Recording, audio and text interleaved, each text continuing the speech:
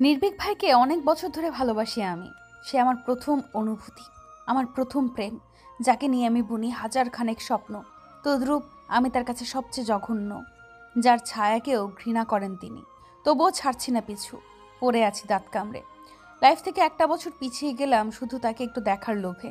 দ্বিতীয় প্রেমিকের জন্য আমি আমার প্রথম প্রেমিককে খুন করে এলাম। ও যখন ছটফট করছিল তখন আমি কি শান্তি পাচ্ছিলাম বলে বোঝানো যাবে না। আশ্চর্য হলেও সত্য, ও শরীর থেকে কোনো রক্ত বের হয়নি। কী সব বলে যাচ্ছিস উনি? কাকে খুন করেছিস তুই? প্রথম প্রেমিক মানে? বুঝিসনি? না। নিজের খেয়ালিপনায় নিজেই তাচ্ছিলে হাসে অনন্দিতা। জীবন তাকে হেলায় বেলায় ঘুরাচ্ছে। আকাশের মতো বিশাল তার জীবন, যার কোনো কুল কিনারা নেই। একটু করে শ্বাস ফেলে বলে, পড়াশোনা হলো আমার প্রথম প্রেমিক, যাকে নিজ হাতে খুন করলাম আমি, শুধুমাত্র আমার দ্বিতীয় প্রেমিক তথা না হওয়া প্রেমিকের জন্য, যাকে সোজা বাংলায় একপাক্ষিক প্রেম বলে। কথাটা বলি ব্যঙ্গ হাসলো অনিন্দিতা। ইন্তিহার ভেতর থেকে দীর্ঘশ্বাস বের হয়ে আসলো। মেয়েটার পাগলামি আর নেওয়াই যাচ্ছে না। অবাক হয়ে বলেও, শুধুমাত্র নির্ভীক ভাইয়ার ভার্সিটিতে পড়ার জন্য একটা বছর গিফট না দিলেও পারতি। তোর ভালোবাসার ছিটেফোঁটাও বুঝে না উনি, তারপরও কেন পিছে পড়ে আছিস? ভালোবাসা হলো দীর্ঘমেয়াদী ছ্যাঁচড়ামি। এই ছ্যাঁচড়ামি করতে সবাই পারে না। ভালোবাসলে ইগো রাখতে নেই, দাঁত কামড়ে পড়ে থাকতে হয়। তাই বলে একটা মেয়ে হয়ে এভাবে আর কতদিন পিছে পিছে ঘুরবি? কেন? কোন বিধানে লেখা আছে প্রেমের জন্য শুধু ছেলেরাই ছ্যাঁচড়ামি করতে পারবে আর মেয়েরা পারবে না? ইন্তিহা একটু থামলেও অনিন্দিতার হাত দুটো মুঠোবন্দি করে বলল, আমি সেটা বলিনি উনি।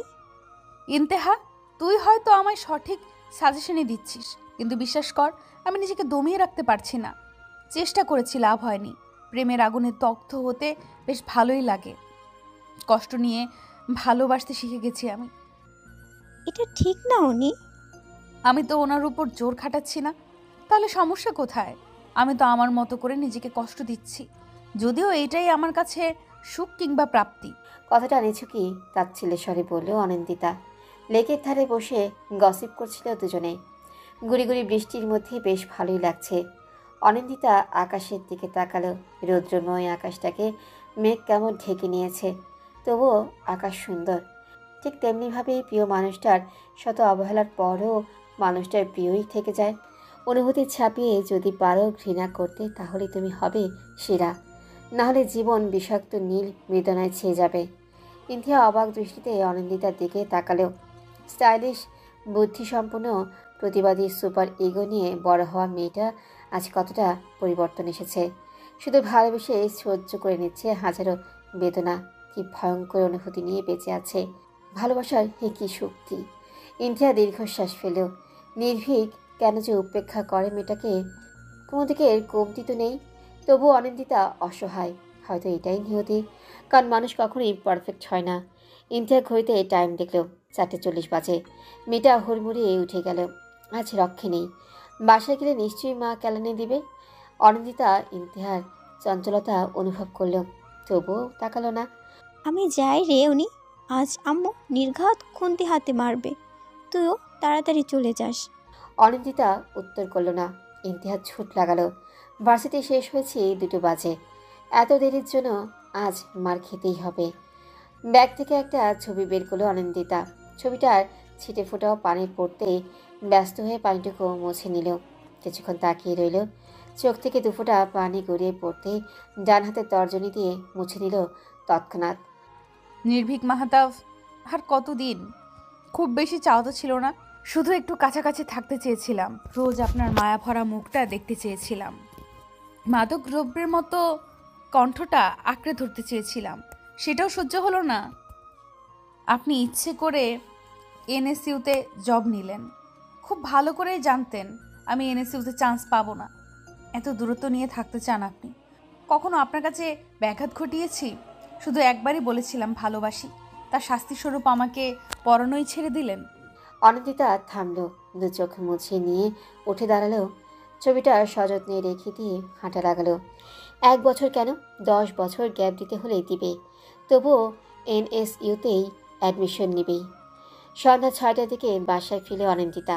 শাহানা বেগম দরজা খুলতেই অনিন্দিতা ভেতরে চলে আসলো। এত দেরি হলো কেন অনি? একটু কথা ছিল আম্মু।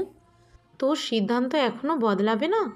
বহুবার বলেছি আম্মু, এনএসইউ ছাড়া বাংলাদেশে আর কোনো ভার্সিটি নেই? আমার ফার্স্ট চয়েস ওইটা। একটা বছর গ্যাপ দিবি, একটু খারাপ লাগবে না তোর? আচ্ছা, যদি পরের বছরও এনএসইউতে চান্স না পাস? অনিন্দিতা উত্তর দিল না। টেবিল থেকে পানি নিয়ে 3 ঢোকে পান করলো।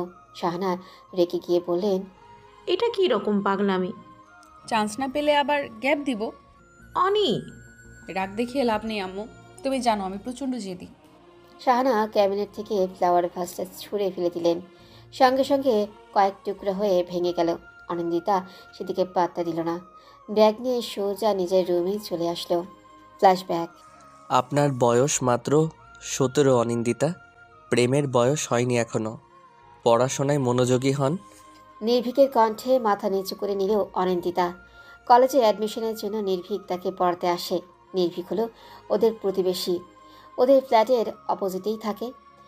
অবশ্য পুরো বাসাটাই নির্ভীকদের। বহু বছর আগে কোনো এক কারণে ফ্ল্যাটটা বিক্রি করেছিলেন নির্ভীকের বাবা আজমার আহমেদ। কথা বলছেন না কেন? ভাইয়া আমি তো প্রেম করি না। আপনি আমার থেকে ছোট অনিন্দিতা। আমি আপনাকে পড়াই, আপনি আমাকে পড়ান না। কিন্তু পড়াশোনায় মনোযোগী হন। চোখ এত ঘোরে কেন? অনিন্দিতা মাথা নিচু করেই রইল। নির্ভীক প্রচণ্ড রেগে আছে, তবে নীরবেই তা মেটাচ্ছে। সপ্তাহখানেক অনিন্দিতা নিজেকে দমিয়ে রাখতে পারলেও সাদা শুভ্র পাঞ্জাবি পরা নির্ভীককে দেখে নিজেকে দমাতে পারেনি। জুমার নামাজ পড়ে এসেছে মাত্র, মাথায় টুপিটা খুলেই অনিন্দিতাকে পড়াতে এসেছে। অনিন্দিতা হারিয়ে যায় নির্ভীকের মাঝে। নির্ভীক প্রচণ্ড রেগে যায়। টেবিলে ধুম করে আওয়াজ হতেই অনিন্দিতা চোখ নামিয়ে নেয়।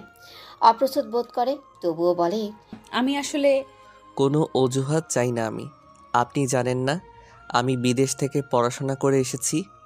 সেখানে সব রকমের মানুষের সাথে চলতে হয়েছে।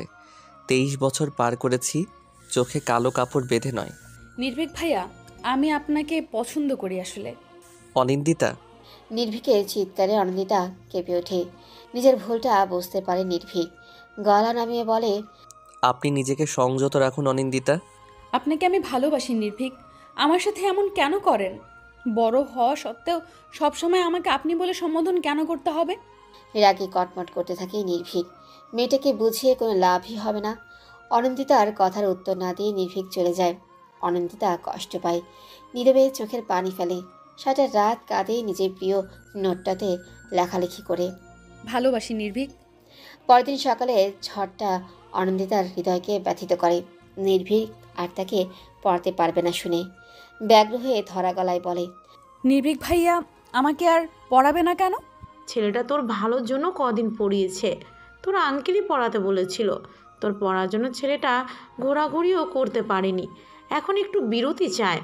অনিন্দিতা বুঝতে পারে বিষয়টা পুরোই মিথ্যে। আঙ্কেল পড়াতে বলেছে, তা নির্ভীক পড়াতে এসেছে। এটা সত্যি হলেও না পড়ানোর অজুহাতটা সম্পূর্ণ মিথ্যে।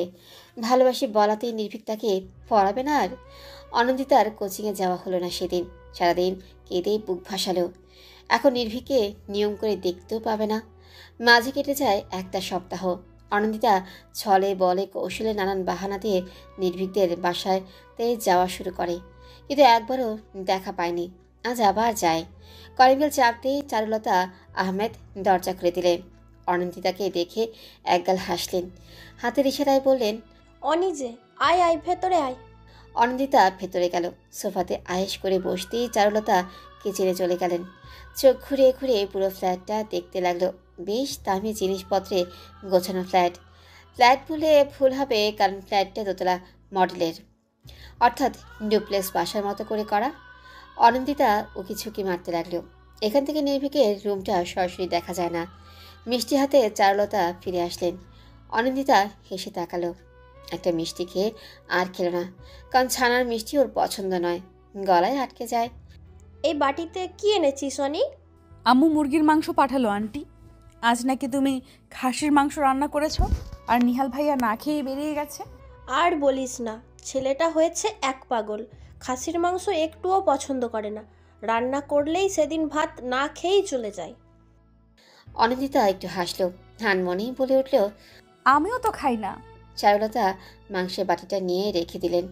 তারপর অনিন্দিতার পাশে বসে বললেন, শুনেছি তুইও নাকি খাসির মাংস পছন্দ করিস না। হ্যাঁ, একদম বাজে লাগে। পুরো নিহালের মতো করে বললিস। ইস, আমি তো ভুলেই গেছি চুলায় তরকারি বসিয়েছি। এই ছেলেটার জন্য আবার রান্না বসাতে হয়েছে। আমি যাই রে অনি। চারুলতা চলে গেলেন। অনিন্দিতা মনে মনে খুশি হলো। সিঁড়ি পেয়ে উপরে উঠে গেল। ডান থেকে করিডোর দিয়ে গেলে 2 নম্বর রুমটাই নির্ভীকের। অনিন্দিতা পা টিপে টিপে হাঁটা লাগালো। এত সতর্ক হয়েও কোনো লাভ হলো না। সামনের পিলারের সাথে ধুম করে বাড়ি খেলো। মাথায় হাত বুলিয়ে আবারও হাঁটা লাগালো। নির্ভীক তার ঘরে অন্য কারো যাওয়া একদমই পছন্দ করে না। অনিন্দিতা তাই উকি মারল। পুরো ঘরময় চোখ বুলিয়ে ও নির্ভীককে দেখতে পেল না। বেজায় মন খারাপ নিয়ে ফিরে আসলো। মাঝপথে এসে চোখ চকচক করে উঠল। এই সুযোগ হাতছাড়া করার কোনো মানেই হয় না। মনের আনন্দে নাচতে নাচতে নির্ভীকের ঘরে প্রবেশ করল। প্রথমেই বেডে শুয়ে পড়ল। ফ্যানের দিকে তাকিয়ে আনমনে হাসল। বালিশ দুটো কোলে নিয়ে বসে পড়ল। কিছুক্ষণ এভাবেই থেকে বালিশে নাক ডুবিয়ে দিল। এই বালিশেই তো নির্ভীকের শরীরে গন্ধ লেগে আছে। প্রাণ ভরে নিঃশ্বাস নিল মেয়েটা। এত সুখ সুখ অনুভূতি হচ্ছে। সাইড টেবিলে থাকা নির্ভীকের হাস্যোজ্জ্বল ছবিটা বুকে চেপে ধরল। ছেলেটাকে এত ভালোবাসে কেন? এত মায়া কেন হয়েছে এটার মাঝে? নিজের প্রশ্নে নিজেই হাসল। হঠাৎ চোখ পড়ল নির্ভীকের বুক সেলফে। শতেক বই রাখা সেখানে। তবে সব থেকে আকর্ষণ করছে গাঢ় নীল রঙের ডায়েরিটাতে। প্রচণ্ড আগ্রহে মেয়েটা ফেল ফেল করে তাকিয়ে রইল। কিছুক্ষণ এভাবেই কেটে গেল। নির্ভীকের ছবির ফ্রেম থেকে ছবিটা নিয়ে লুকিয়ে নিল। এই ছবিটা খুব যত্নে রাখবে সে। বুকশেলফ থেকে ডায়েরিটা নিল। খুব সুন্দর করে ডায়েরির ওপর কারুকাজ করা। একেবারে শেষ প্রান্তে লেখা, অব্যক্ত প্রিয়তমা। তুমি আমার ভীষণ প্রিয়, ঠিক যেন কাশফুলে ঘেরা কিংবা রক্তজবার মেলা। তুমি হাসলে হাসে রৌদ্রময়ী আকাশ, তুমি কাঁদলে আকাশও কাঁদে, নামিয়ে দেয় ধারা। তোমার নামে লিখেছি কবিতা, লিখেছি হাজারো গান, কখনো শোনানো হয়নি, কবে জোড়াবে প্রাণ। তুমি কি জানো প্রিয়তমা আমার মনের করুণ অবস্থা? কখনো কি শুনেছে এই বুকের ধুকপুকানি কখনো? অনিন্দিতা আর পড়তেই পারল না। ডায়েরিটা টেনে নিয়ে গেল নির্ভীক। চোখ দিয়ে যেন অগ্নি ঝরছে। ভয়ে এক হাত পিছিয়ে গেল মেয়েটা। ডায়েরিটা উল্টিয়ে রেখে দিল নির্ভীক। অনিন্দিতা বারবার ফাঁকা ঢোক গিলছে। নির্ভীকের চোখে মুখে ভয়ঙ্কর রাগ স্পষ্ট হলেও ও অতি শান্ত কণ্ঠে শুধালো, এখানে কেন এসেছেন অনিন্দিতা? অনিন্দিতা উত্তর দিল না। ভয়েই তার শরীর ঠান্ডা হয়ে গেছে। নির্ভীক আবারও বলল, ডায়েরিতে হাত দিয়েছেন কেন? অন্যের জিনিসে হাত দেওয়ার আগে পারমিশনের প্রয়োজন হয়, জানেন না? আমি আসলে কতটুকু পড়েছেন? বেশি নয়, শুধু প্রথম পৃষ্ঠা অবধি। কিন্তু তার আগেই আপনি। অনেক বেশি পড়ে ফেলেছেন। আমার জিনিসে অন্য কারো হাত দেওয়া একদমই পছন্দ নয়। আপনি আমার রুমে কেন এসেছেন? আমি দেখতে এসেছিলাম আপনাকে। দেখা হয়ে গেছে? অনিন্দিতা মাথা ঝাঁকালো। ঝাঁঝালো স্বরে নির্ভীক বলল, তাহলে এখনো দাঁড়িয়ে আছেন কেন? নির্ভীক ভাইয়া, এখানেই থেমে যান। আপনি অন্যায় করেছেন। এই রকম কিছু আবার ঘটলে আমি কঠোর হতে বাধ্য হব। এখনই বেরিয়ে যাবেন। অনিন্দিতা ছলছল নয়নে কিছু বলবেই তার আগে নির্ভীক বলল, কোনো কথা নয়, এখনই চলে যান। অনিন্দিতা এক পলক তাকালো। নির্ভীক তার দিকে ফিরেও তাকালো না। চাপা কান্না নিয়ে অনিন্দিতা স্থান ত্যাগ করলো। বর্তমান। অনি, এই অনি, কফিটা নিয়ে যা, ঠান্ডা হয়ে যাচ্ছে তো। শাহানার ডাকে চোখ মুছে নিল অনিন্দিতা। অস্ফুট স্বরে বলল, আসছি আম্মু। কিচেন থেকে কফি নিয়ে আবার রুমে চলে আসলো। মাথাটা কেমন ছিমছিম করছে। কফি কাপে চুমুক দিয়ে বই নিয়ে বসলো। সামনে এবছর অ্যাডমিশন টেস্টে যে করেই হোক সিলেক্টেড হতেই হবে। আন্টি, আমি সর্বোচ্চ চেষ্টা করব, তবে অনিন্দিতা বুঝলেই হয়। দেখো বাবা, কিছু করতে পারো কি না? মেয়েটা এমন অবস্থা ছিল না, আজকাল বেখেয়ালি হয়ে গেছে। এই তো সকালবেলা চা বসিয়ে অন্যদিকে তাকিয়ে কি যেন ভাবছিল, একটুর জন্য আগুন লেগে যায়নি। বিকেলে কফি ফেলে হাত পুড়িয়ে ফেলেছে। এমন করলে তো বড়সড় অঘটন ঘটে যাবে। হ্যাঁ, আমি বোঝাবো যাতে অন্য ভার্সিটিতে অ্যাডমিশন নেয়। তারপর দেখি অনিন্দিতা কি করে। শাহানা স্বস্তির নিঃশ্বাস ফেলেন। যদি মেয়েটার একটু সুবুদ্ধি ঘটে, এনএসইউতেই কেন অ্যাডমিশন নিতে হবে? দেশে আরও অনেক ইউনিভার্সিটি রয়েছে, কিন্তু না, সেগুলোতে তো হবে না। গভীর মনোযোগে বই পড়ার কথা থাকলেও বই পড়ছে না অনন্দিতা। আধ খাওয়া কফিটা ঠান্ডা হয়ে পড়ে আছে, দু চোখে কোণে পানি জমেছে। চাঁদের দিকে তাকিয়ে আছে সে। নির্ভীক মাহতাব শব্দের অর্থ চাঁদ। নির্ভীক তার কাছে চাঁদই রয়ে গেছে। আর অনন্দিতা হলেও সেই গরিব ব্রাহ্মণ। অবশ্য সেটাও ভুল, কারণ গরিব ব্রাহ্মণ রোজ নিয়ম করে চাঁদকে দেখতে পায়। চাঁদ তার থেকে লুকিয়ে থাকে না, আর নির্ভীক তার থেকে লুকিয়ে বাঁচে। প্রায় 10 মিনিট ধরে দাঁড়িয়ে আছে নির্ভীক। একজন জলজ্যান্ত মানুষ যে তার রুমে উপস্থিত, সেদিকে খেয়াল নেই মেয়েটার। তার ভাবনা জুড়ে নির্ভীককে না পাওয়ার বেদনা। 4টে বছর ধরে যার জন্য মরিয়া হয়ে উঠেছে, প্রায় 3টি বছর ধরে পাগল প্রায় অবস্থা। অথচ নির্ভীক তার দিকে ফিরেও তাকায় না। নির্ভীক খ্যাক করে কেসে অনন্দিতার মনোযোগ পাওয়ার চেষ্টা করলো। অনন্দিতা ঘুরে তাকাতেই বলল, আপনি নাকি 1 বছর গ্যাপ দিচ্ছেন অনিন্দিতা? অনন্দিতা উঠে দাঁড়ালো। নির্ভীককে নিজের ঘরে আশা করেনিও। বিস্ময়ে ফেলফেল করে তাকিয়ে রইল বেশ কিছুক্ষণ। ঠোঁটের কোণে মৃদু হাসির রেখা। নির্ভীক ভ্রু কুঁচকে তাকালো।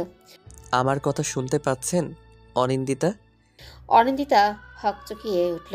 জামা টেনে নিয়ে ভালো করে ওড়না পেঁচিয়ে বলল, জি। এটা কি ঠিক হচ্ছে? কেন ঠিক নয়? নির্ভীক ঘুরে দাঁড়ালো। অনন্দিতা টেবিল থেকে বই নিতে গিয়ে চোখ পড়ল বুক শেলফে। মুহূর্তেই রাগ উঠে গেল। প্রতিটা বই ঘেঁটে দেখতে লাগলো। অবাকের চরম পর্যায়ে অনন্দিতা। নির্ভীকে ঠোঁট দুটো কাঁপছে। একটা বই মেয়েটার দিকে এগিয়ে দিয়ে রাগ মিশ্রিত কণ্ঠে বলল, এইসব কি? কি? আমার সাথে মজা করছেন? মজা কেন করব? এগুলো তো বই। টেবিলের উপর ধুম করে বইটা রাখলো। 8টা বই বের করে নিয়ে বলল, প্রতিটা বই প্রেম নিয়ে লেখা। পড়াশোনা বাদ দিয়ে এইসব পড়েন আপনি, আর এর জন্যই মাথার পোকাগুলো নড়ে চড়ে ওঠে।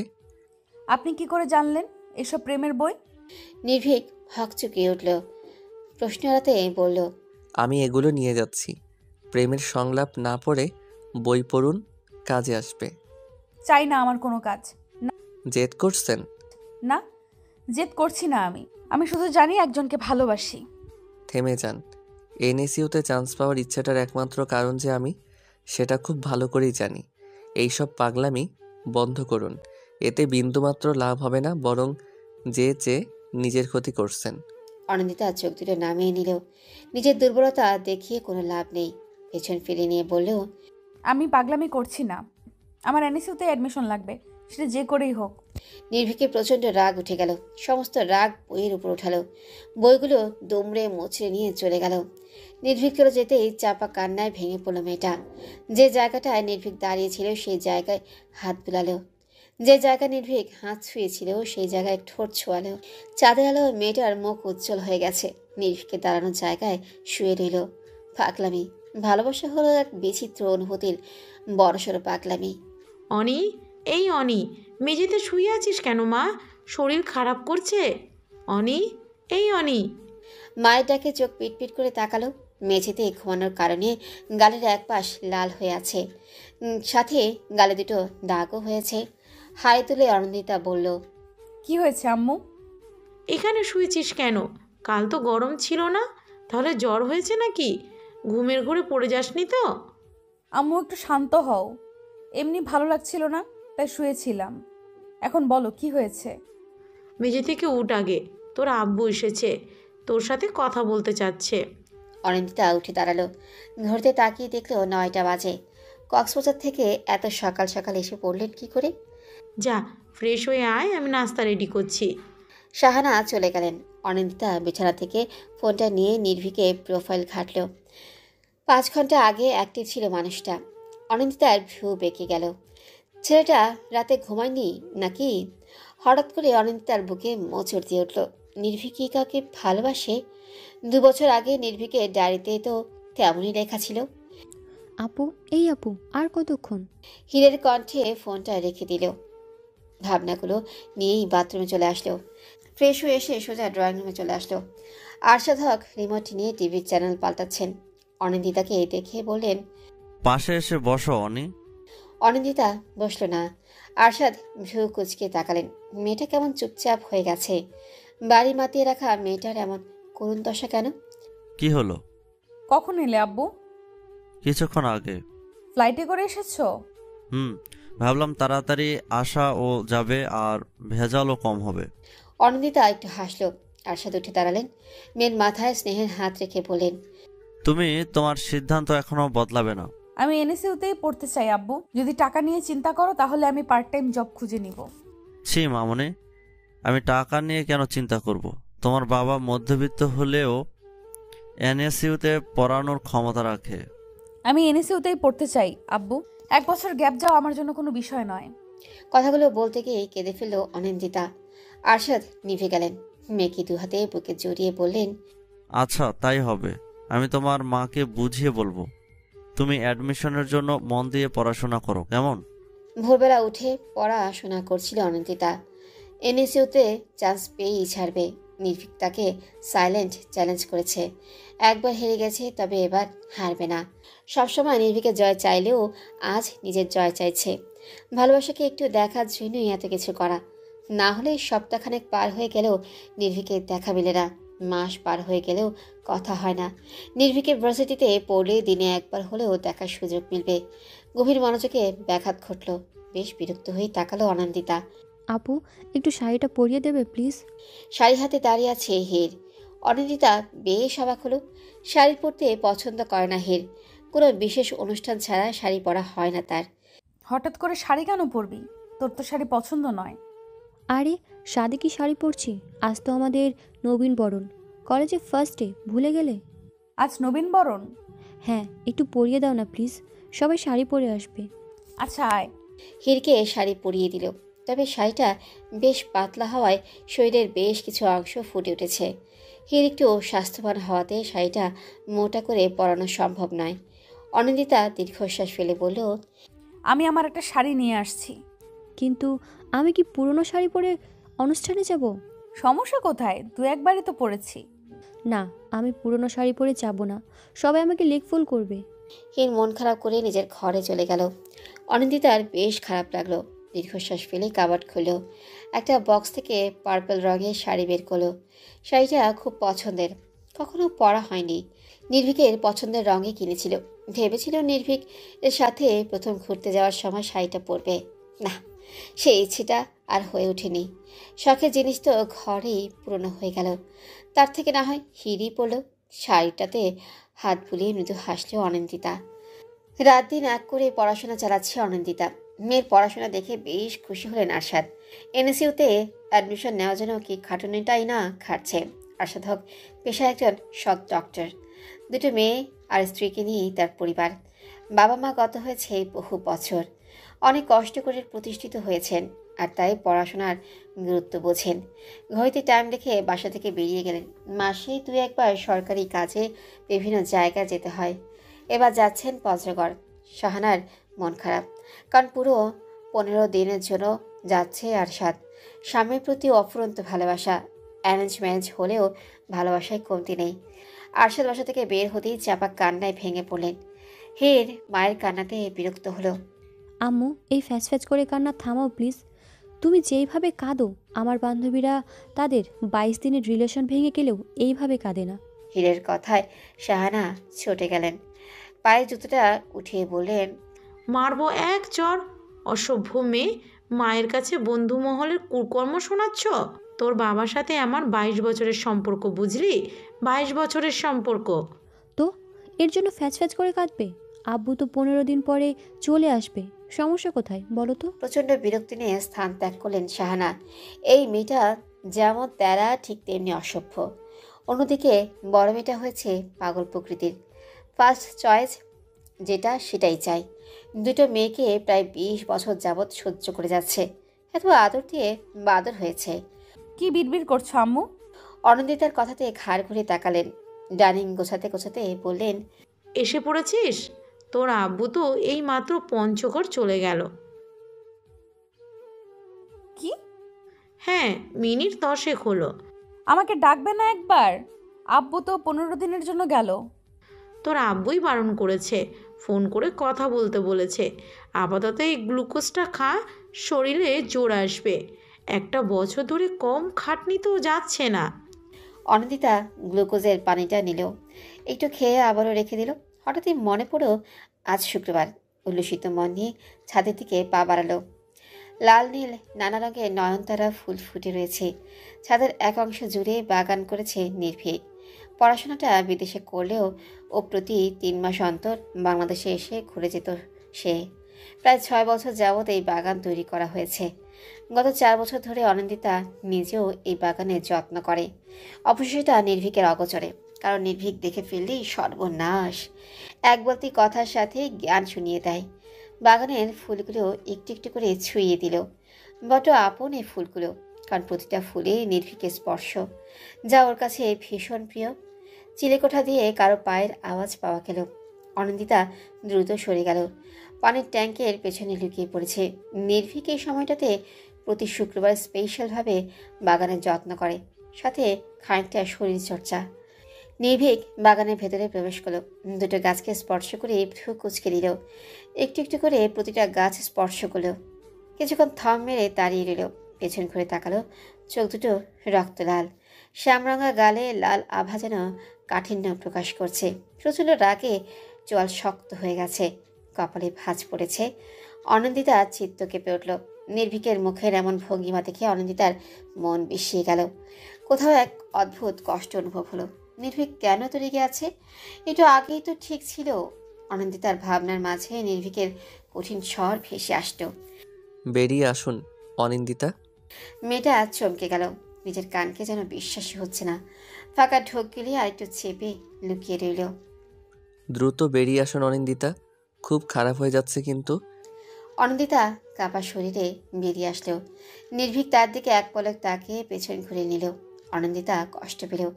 নির্ভীক কখনো তাকে ভালো করে দেখেই না। মানুষ এতটা নিষ্ঠুর হতে পারে? চোখের পানি চিকচিক করে উঠল।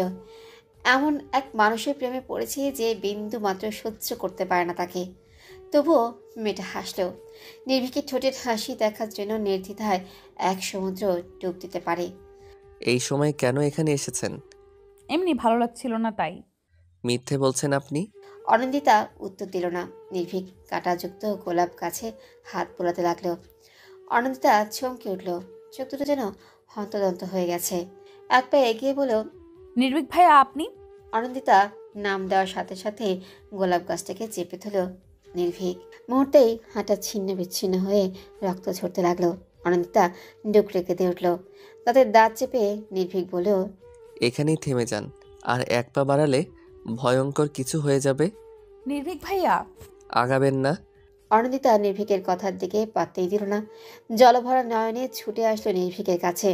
নির্ভীকের হাত দুটো চেপে ধরল। ঝটকা মেরে হাতটা সরিয়ে নিল নির্ভীক। অনিন্দিতা যেন ভয় পেয়ে গেল, কারণ নির্ভীক কাটাস্থানে ক্যাকটাস গাছের পাতা চেপে ধরেছে। মেয়েটা ডুকরে কেঁদে উঠল। হাতে নির্ভীকের রক্ত লেগে আছে। নির্ভীকের চোখ দুটো ফুলে ফেপে উঠেছে। ব্যথায় মাথা টনটন করে উঠছে। ধরা গলায় নির্ভীক বলল, আপনি আরো ভয়ঙ্কর কিছু দেখতে চান? অনিন্দিতা মাথা ঝাঁকালো। নির্ভীকের হাতের দিকে তাকিয়ে রইল। কষ্টে মুখটা ভারী হয়ে উঠেছে। টপটপ করে রক্ত পড়ছে। লাল রঙের সেই স্থানটা জ্বলজ্বল করছে। এখানে দাঁড়িয়ে আছেন কেন? বলেছি না এই সময়টাতে ছাদে আসবেন না। অনিন্দিতা ছাদের মেঝেতে বসে পড়ল। নির্ভীকের পা তার এক হাত দূরে। পা স্পর্শ করতে যেতেই নির্ভীক দুকদম পিছিয়ে গেল। অনিন্দিতা নির্ভীক যেখানে দাঁড়িয়ে ছিল সেখানে মাথা ঠেকিয়ে দিল। নির্ভীক ফিরেও তাকালো না। আমি আর কখনো আসবো না, শুধু হাতটা সরিয়ে ফেলুন। রক্ত ঝরছে, আপনি কষ্ট পাচ্ছেন। তার থেকে বেশি কষ্ট আপনি আমাকে দিচ্ছেন। আপনি কেন বুঝতে চান না আমি আপনাকে পছন্দ করি না? আমি চলে যাচ্ছি নির্ভীক ভাইয়া, প্লিজ হাতটা সরিয়ে ফেলুন। নির্ভীক সরালো না। অনিন্দিতা বুঝতে পারল বিষয়টা। নির্ভীকে দাঁড়িয়ে থাকা জায়গায় চুমু খেল। ছাদে পড়ে থাকা রক্তগুলো 2 হাতে মেখে নিল। নির্ভীকের হাতের দিকে তাকিয়ে কাঁদছে মেয়েটা। নির্ভীকের দৃষ্টি স্থির। এখনও ক্যাকটাস গাছের পাতা চেপে আছে। সূচের মতো বিঁধে গেছে কাঁটাগুলো। অনিন্দিতা পেছনে তাকালো না আর ছুট লাগালো। অনিন্দিতা চলে যেতেই নির্ভীক হাতটা সরিয়ে ফেল। পুরো হাতে শত শত কাঁটা বেঁধে আছে। ব্যথায় চোখ দুটো বন্ধ হয়ে এলো। ছাদের এক করে বসে কাঁটাগুলো উঠাতে লাগলো। যন্ত্রণায় হাঁসফাঁস করছে অনিন্দিতা। যতটা যন্ত্রণা নির্ভীক পেয়েছে তার থেকে দ্বিগুণ যন্ত্রণা সে পেয়েছে। মনের যন্ত্রণাতেই থেমে থাকেনি। হাতে কাটা কম্পাস ঢুকিয়ে নিয়েছে। ক্ষত হয়ে গেছে, কিছুটা মাংস উঠে গেছে। সাদা মাংস বেরিয়ে জায়গাটা ভয়ানক দেখাচ্ছে। রক্ত পড়ছে টপ টপ করে। তাতে কোনো ধ্যানই নেই। মেঝেতে গড়াগড়ি খাচ্ছে। মাথার কাছে নির্ভীকের রক্তের ছাপ। খুব যত্ন করে ডায়েরিতে আগলে রেখেছে নির্ভীকের রক্ত। হাতের ব্যথা যেন কিছুই নয়, তবে নির্ভীকের রক্ত তাকে পাগল করে দিচ্ছে। শাহানা এসে দুবার ডেকে গেছে, অজুহাত হিসেবে মাথা ব্যথা বলেছে। বিকেলে হাতে ব্যান্ডেজ করে দিচ্ছে হির। অনিন্দিতা অনুভূতি শূন্য। শাহানা চোখের পানি ফেলছেন বহুক্ষণ। কান্না থামিয়ে গেছে নির্ভীকদের বাসায়। হিরের চোখে পানির ধারা নেমে এসেছে। কেন এমন করলে আপু? তুমি এমন কেন করো? হাতটা কি অবস্থা করেছো? কোনো খেয়াল আছে? নিজের প্রতি কেন এত রাগ দেখাচ্ছ? এনএসইউতে অ্যাডমিশন নেওয়ার জন্য এ কি পাগলামি? নির্ভীক ভাইয়া তো বলল আরও ভালো ভালো ভার্সিটি আছে। উনি তো এনএসইউর লেকচারার। উনি বললে তারপরও শুনলে না? হির একা একাই বক বক করছে। অনিন্দিতা উত্তর দিল না। অনুভূতিগুলো কোথাও আটকে গেছে। চোখের সামনে ভাসছে নির্ভীকের ছিন্ন বিচ্ছিন্ন কাটা হাত, যে হাতে সহস্র বার চুমু খাওয়ার স্বপ্ন নিয়ে বেঁচে আছে। সে হাত আজ ছিন্ন বিচ্ছিন্ন। কি করে সইবে হে ব্যথা? অনিন্দিতা হুট করে কেঁদে উঠল। আপু, এই আপু, কাঁদছো কেন? ব্যথা হচ্ছে খুব? কেন করলে এমনটা? হির কান্না করেই যাচ্ছে। অনিন্দিতার বুক ফেটে যাচ্ছে। মেন ডোর দিয়ে কারো আসার শব্দ পেল। হির কান্না থামিয়ে বলল, নির্ভীক ভাই। অনিন্দিতা ঘাড় ঘুরিয়ে তাকালো। চকলেট রঙের টি শার্ট পরে আছে নির্ভীক। অনিন্দিতা চোখ দুটো নির্ভীকের হাতের দিকে গেল। হাতে সাদা রঙের ব্যান্ডেজ করা। বুকের ভেতরে যেন কেউ ছুরি ঢুকিয়ে দিয়েছে। নির্ভীকের দৃষ্টি অন্যদিকে। পেছন থেকে চারুলতা হন্তদন্ত হয়ে আসলেন। হির উঠে দাঁড়ালো। চারুলতা ব্যস্ত হয়ে পড়লেন। অনিন্দিতাকে কথা শোনাতে লাগলেন। সে কথা মেয়েটার কর্ণপাত হলো না। মিনিট 10 এভাবেই কেটে গেল। নির্ভীকের চোখে মুখে কোনো কষ্টের ছাপ নেই, একটুও মায়া নেই অনিন্দিতার জন্য। অথচ নির্ভীকের কষ্টের স্বাদ নিতেই নিজেকে আঘাত করল মেয়েটা। চারুলতা নির্ভীকের দিকে রক্তচক্ষু নিয়ে তাকালেন। এই ছেলেটা আর তুই দুজনেই পুরো অধম। দেখ, সকালবেলায় ক্যাকটাস গাছে কাঁটা বিধিয়ে এনেছে। গাছের যত্ন নিবি ভালো কথা, তাই বলে সাবধানতার অবলম্বন করবি না। আর এই দিকে তুই এনসিইউতে অ্যাডমিশনের জন্য পাগল হয়ে যাচ্ছিস। হাতের কি অবস্থা করেছিস? নির্ভীক চরম বিরক্তি নিয়ে তাকালো। এখানে থাকতে ভালো লাগছে না তার। নেহাতি ভদ্রতার খাতিরে দাঁড়িয়ে আছে। 15 মিনিট পর শাহানা আর নিহাল আসলো। সাথে ডাক্তারও আছেন। নিহালের চোখে মুখে চিন্তার ছাপ। চারুলতা পাশ থেকে উঠে গেলেন। ডাক্তার চেক আপ করে ওষুধ পানি লিখে দিলেন। বাসায় একজন ডাক্তার থাকলেও বাইরের ডাক্তারের প্রয়োজন হয়, তা আবারও প্রমাণ হয়ে গেল। নিহাল ডাক্তারকে এগিয়ে দিতে গেলেই নির্ভীক বাধা দিল। আমি যাচ্ছি, তুই এখানেই থাক। নিহাল কথা বাড়ালো না। অনিন্দিতা পাশে এসে বসলো। মাথায় হালকা করে গাঁটটা মেরে বলল, ফাজিল মেয়ে, হাতের কি অবস্থা করেছো? এত ভালো স্টুডেন্ট হতে হবে কোনো সংবিধানে লেখা হয়েছে? এনএসইউ এর থেকে অনেক ভালো ভার্সিটি আছে, সেগুলোতে পড়তে পারতে। অনিন্দিতা মৃদু হাসলো। চারুলতা স্বস্তির নিঃশ্বাস ফেলে বললেন, বোঝা একটু। শাহানা প্রচণ্ড রেগে আছেন, তবু কিছু বলছেন না। মেয়ের হাতের দিকে তাকিয়ে প্রচণ্ড কষ্ট হলো। হির সবার জন্য শরবত বানাতে গেল। প্রচণ্ড গরম পড়েছে, তার উপর সবাই ছুটের ওপর ছিল। আমি কি সত্যি চান্স পাবো না নিহাল ভাইয়া? কেন পাবে না? অবশ্যই পাবে। ভালো করে মনোযোগ দিয়ে পড়ো। তবে নিজের ক্ষতি কেন করলে? এখন তো কয়েকদিন পড়াশোনা বন্ধ। চারুলতা পাশে এসে বসলেন। অনিন্দিতা মাথায় হাত বুলিয়ে বলেন, একদম চিন্তা করবি না, তুই চান্স পাবি। আত্মবিশ্বাস আছে না? অনিন্দিতা মাথা ঝাঁকালো। নির্ভীক মাত্রই ফিরে এসেছে। চারুলতা বললেন, নির্ভীককে বলবো তোর অ্যাডমিশন টেস্ট অবধি যেন পড়াই, দেখবি এবার চান্স পাবিই পাবি। অনিন্দিতা সম্মতি জানিয়ে দরজায় তাকালো। বিরক্তি নিয়ে তাকিয়ে আছে নির্ভীক, যেন এক্ষুনি সব কিছু ধ্বংস করে দেবে। টানা সারাদিন কান্না করায় কণ্ঠ ভেঙে গেছে অনিন্দিতার। হাতের ব্যথায় আর টানা কান্না করায় ঠান্ডা লেগে জ্বরও এসে গেছে। 3 দিন অবধি এ জ্বর বেড়েই চলল। 7 দিনের মাথায় জ্বর নামলো। সবাই দেখতে আসলেও নির্ভীক দিক দিল না। এতটা হেলায়ও মেয়েটা নির্ভীককে খুঁজেই চলেছে। কিন্তু কোথাও নির্ভীকে দেখাই গেল না।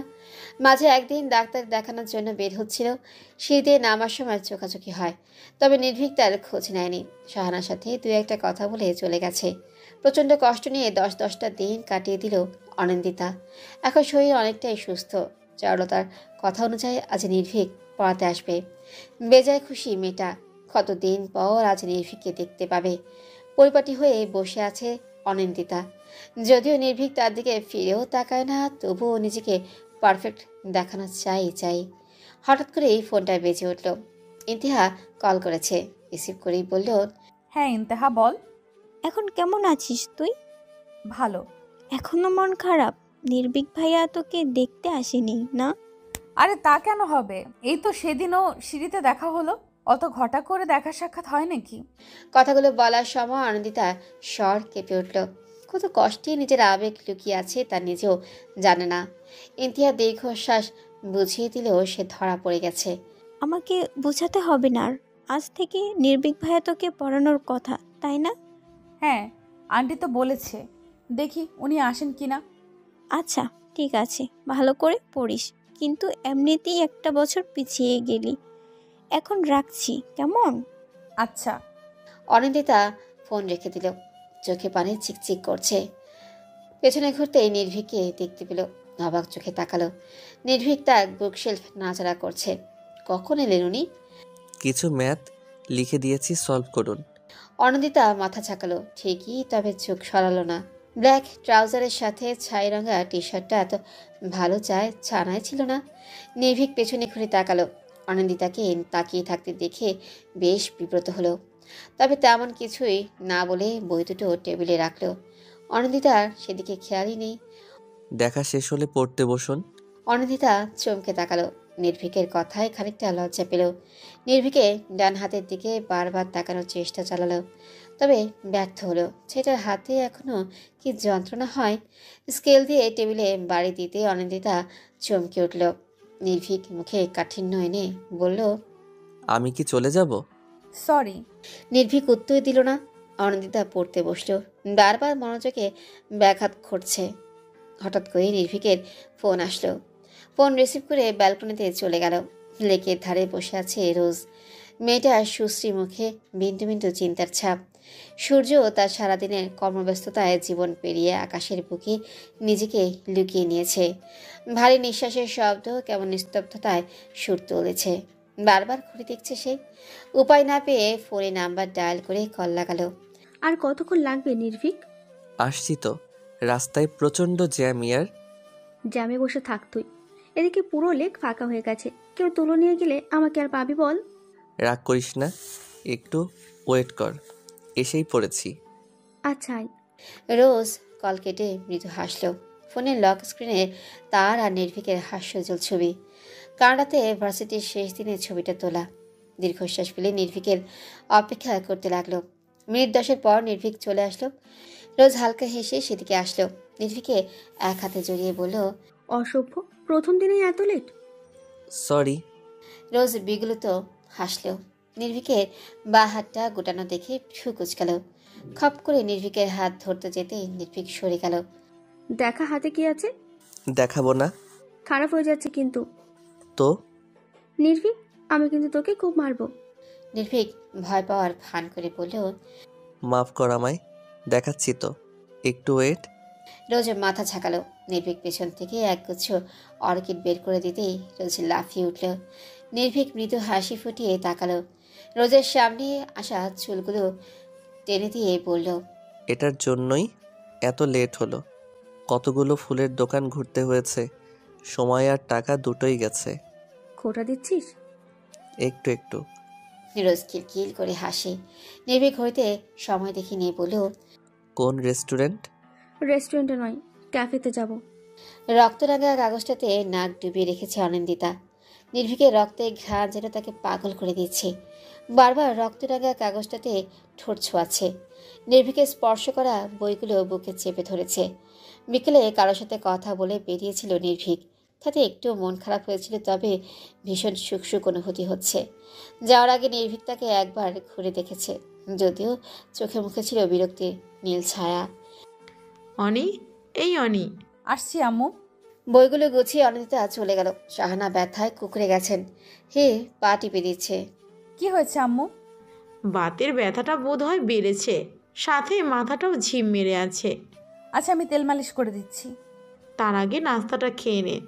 পরে খাবো। খুব যত্নে মায়ের মাথায় তেল মালিশ করে দিচ্ছে অনিন্দিতা। হির পা টিপে দিতে গিয়ে ক্লান্ত হয়ে ঘুমিয়ে পড়েছে। শাহানার চোখও প্রায় লেগে এসেছে। আম্মু, হুম মনে হয় ছোটবেলায় একটা গল্প শুনেছিলাম, ঘুম পাড়াতে আমায়। হুম তাতে কি হয়েছে? গল্পটা শোনাও না প্লিজ। এখন কি বাচ্চা আছিস তুই? ওই সব তো রূপকথার গল্প, বাস্তব হয় না কখনো। আহা, বলোই না। আচ্ছা বলছি। গল্পের কথা শুনে জেগে বসেছে হির। শাহানার পায়ের কাছে আরাম করে বসলো দুজনে। থুতনিতে হাত দিয়ে গল্পের জন্য অপেক্ষা করতে লাগলো। একই দেশে বাস করত এক রাজপুত্র আর এক রাজকন্যা। দুজনের মাঝে তেমন কিছুই মিল ছিল না, তবে রাজকন্যা বেশ পছন্দ করত রাজপুত্রকে, আর রাজপুত্র তার উল্টা। রাজকন্যাকে একদমই দেখতে পারতো না। একটা সময় সেও রাজকন্যার প্রেমে পড়ে যায়। তখন রাজকন্যা বেঁকে বসে, আর রাজপুত্র পাগলের মতো করতে থাকে। হাজারো কষ্টের মাঝে জর্জরিত রাজপুত্র ভেঙে পড়ে। রাজকন্যা নিজের প্রিয়তমার কষ্টে কষ্টিত হয়। সমস্ত কিছু ছাপিয়ে রাজপুত্রর কাছে ফিরে আসে, আর তারপর রাজপুত্র আর রাজকন্যা একটা লম্বা জীবন একসাথে কাটায়। হির হাততালি দিয়ে উঠল। শাহানা হেসে নিজের রুমের দিকে অগ্রসর হয়। অনিন্দিতা চোখ চকচক করছে। আচ্ছা, তার রাজপুত্র কি কখনো তার হবে? সেও কি নির্ভীকের সাথে লম্বা একটা জীবন কাটাবে, নাকি রূপকথার গল্প রূপকথাই থেকে যাবে? আব্বু, আমি আবার কানাডা ফিরে যেতে চাই। 3 মাস অন্তর অন্তর না হয় দেশে আসবো, তবুও বারণ করো না প্লিজ। ছেলের কথাতে প্রচণ্ড চমকালেন আজমল। 7 বছর বিদেশে পড়াশোনা করেছে, তাই বলে এখনো বিদেশে চলে যাবে? আজমল একটু সময় নিয়ে ভাবলেন, মুখে বিরক্তি ফুটিয়ে বললেন, তোমার এমন সিদ্ধান্তের কারণ কি নির্ভীক? এমনি, তুমি জানো কানাডাতে আমার খুব ভালো জব হয়েছিল, স্যালারিও ছিল 3 গুণ। টাকার জন্য কানাডা ফিরতে চাচ্ছ? তেমনটা নয়, আসলে আমার ভালো লাগছে না বিডিতে। যদি টাকা নিয়ে ভেবে থাকো, তাহলে আমি বলবো তোমার বাবার যা টাকা আছে এতে তুমি বেশ ভালো জীবনযাপন করতে পারবে। আর যদি অন্য কিছু হয়ে থাকে, তাহলে বলবো ভুলে যাও সেই সব বিষয়। এইচএসসি পরীক্ষার পরেই বিদেশে পাড়ি জমিয়েছো। আমাদের বয়স হয়েছে, তোমাদের প্রয়োজন। বিদেশে থাকলেও তো আমি তোমাদের কাছে ফিরবো, তাহলে সমস্যা কোথায় আব্বু? ভুলে যেও না 3 বছরের চুক্তি করেছো এনএসইউর সাথে। সেটার জন্যই তো তোমার সাহায্য প্রয়োজন। বাবা ছেলের এক প্রকার কথা কাটাকাটি হয়ে গেল। নির্ভীক রেগে বাসা থেকে বের হয়ে গেল। চাওড়া থেকে আশেপাশে খুঁজলেন, কিচেনে দেখতে পেয়ে সেদিকেই পা বাড়ালেন। চারু, বলো। তোমার ছেলে কি কাউকে পছন্দ করে? কার কথা বলছো? নির্ভীকের কথা বলছি, কানাডা ব্যাক করতে চাচ্ছে। চারুলতা ভীষণ অবাক হলেন। একটু ভেবে বললেন, ছাড়ো তো ওর কথা, ছেলে মানুষ, খামখেয়ালি হলে যা হয় আর কি। আজমলও আর কথা বাড়ালেন না। চারুলতার থেকে চা নিয়ে লাইব্রেরির দিকে পা বাড়ালেন। বহুদিন হলো বই পড়া হয় না। মনটা অশান্ত, বইয়ের সাথে ডুবে যেতে হবে। একের পর এক কলেই বিরক্ত হলো নির্ভীক। চারুলতা ফোন করেই যাচ্ছে। রাত প্রায় 1:30টার কাছাকাছি, অথচ নির্ভীক বাসায় নেই। অনিন্দিতার পরিবার সহ আরও কিছু মানুষ জড়ো হয়েছে। অনিন্দিতা ঘুমিয়েছিল। নির্ভীক বাসায় নেই কথাটা শুনে লাফিয়ে উঠে পড়েছে। বারবার বাইরের দিকে তাকিয়েই যাচ্ছে। নির্ভীক আসছে না, ছেলের কোনো বিপদ হলো নাকি সেটা ভাবতেই হাত পা অবশ হয়ে যাচ্ছে। হৃৎপিণ্ড যেন মুখ চিরে বের হতে চায়।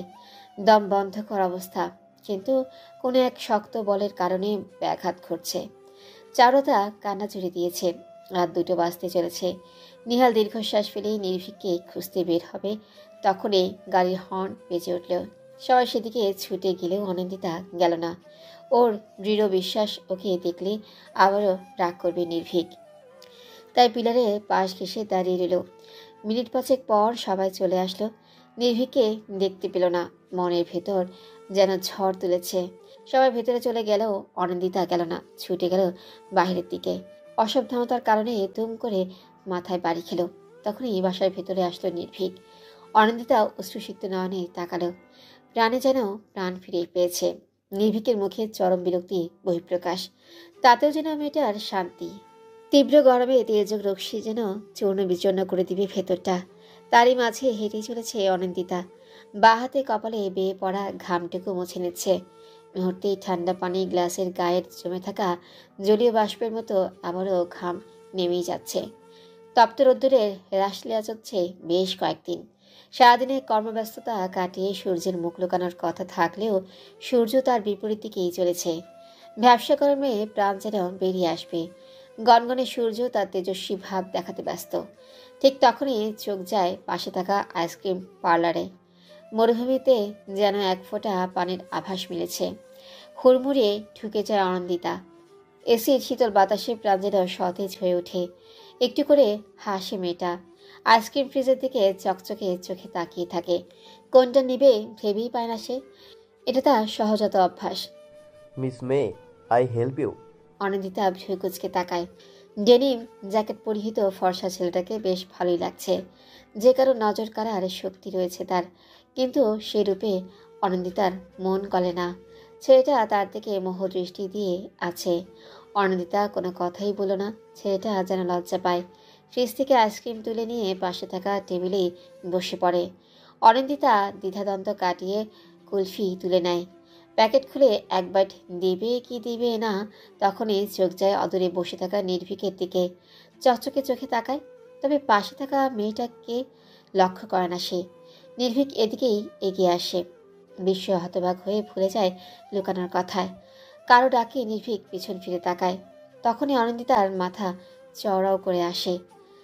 দ্রুত পিলারের পেছনে লুকিয়ে পড়ে। নির্ভীকের বয়সী এক সুন্দর ভামিনী দেখে কপালে ভাঁজ পড়ে যায়। তার সাথে হেসে হেসে কথা বলছে নির্ভীক। হাতের আইসক্রিমটা পড়ে যায় রোজের সাথে নির্ভীকের হালকা আলিঙ্গন দেখে।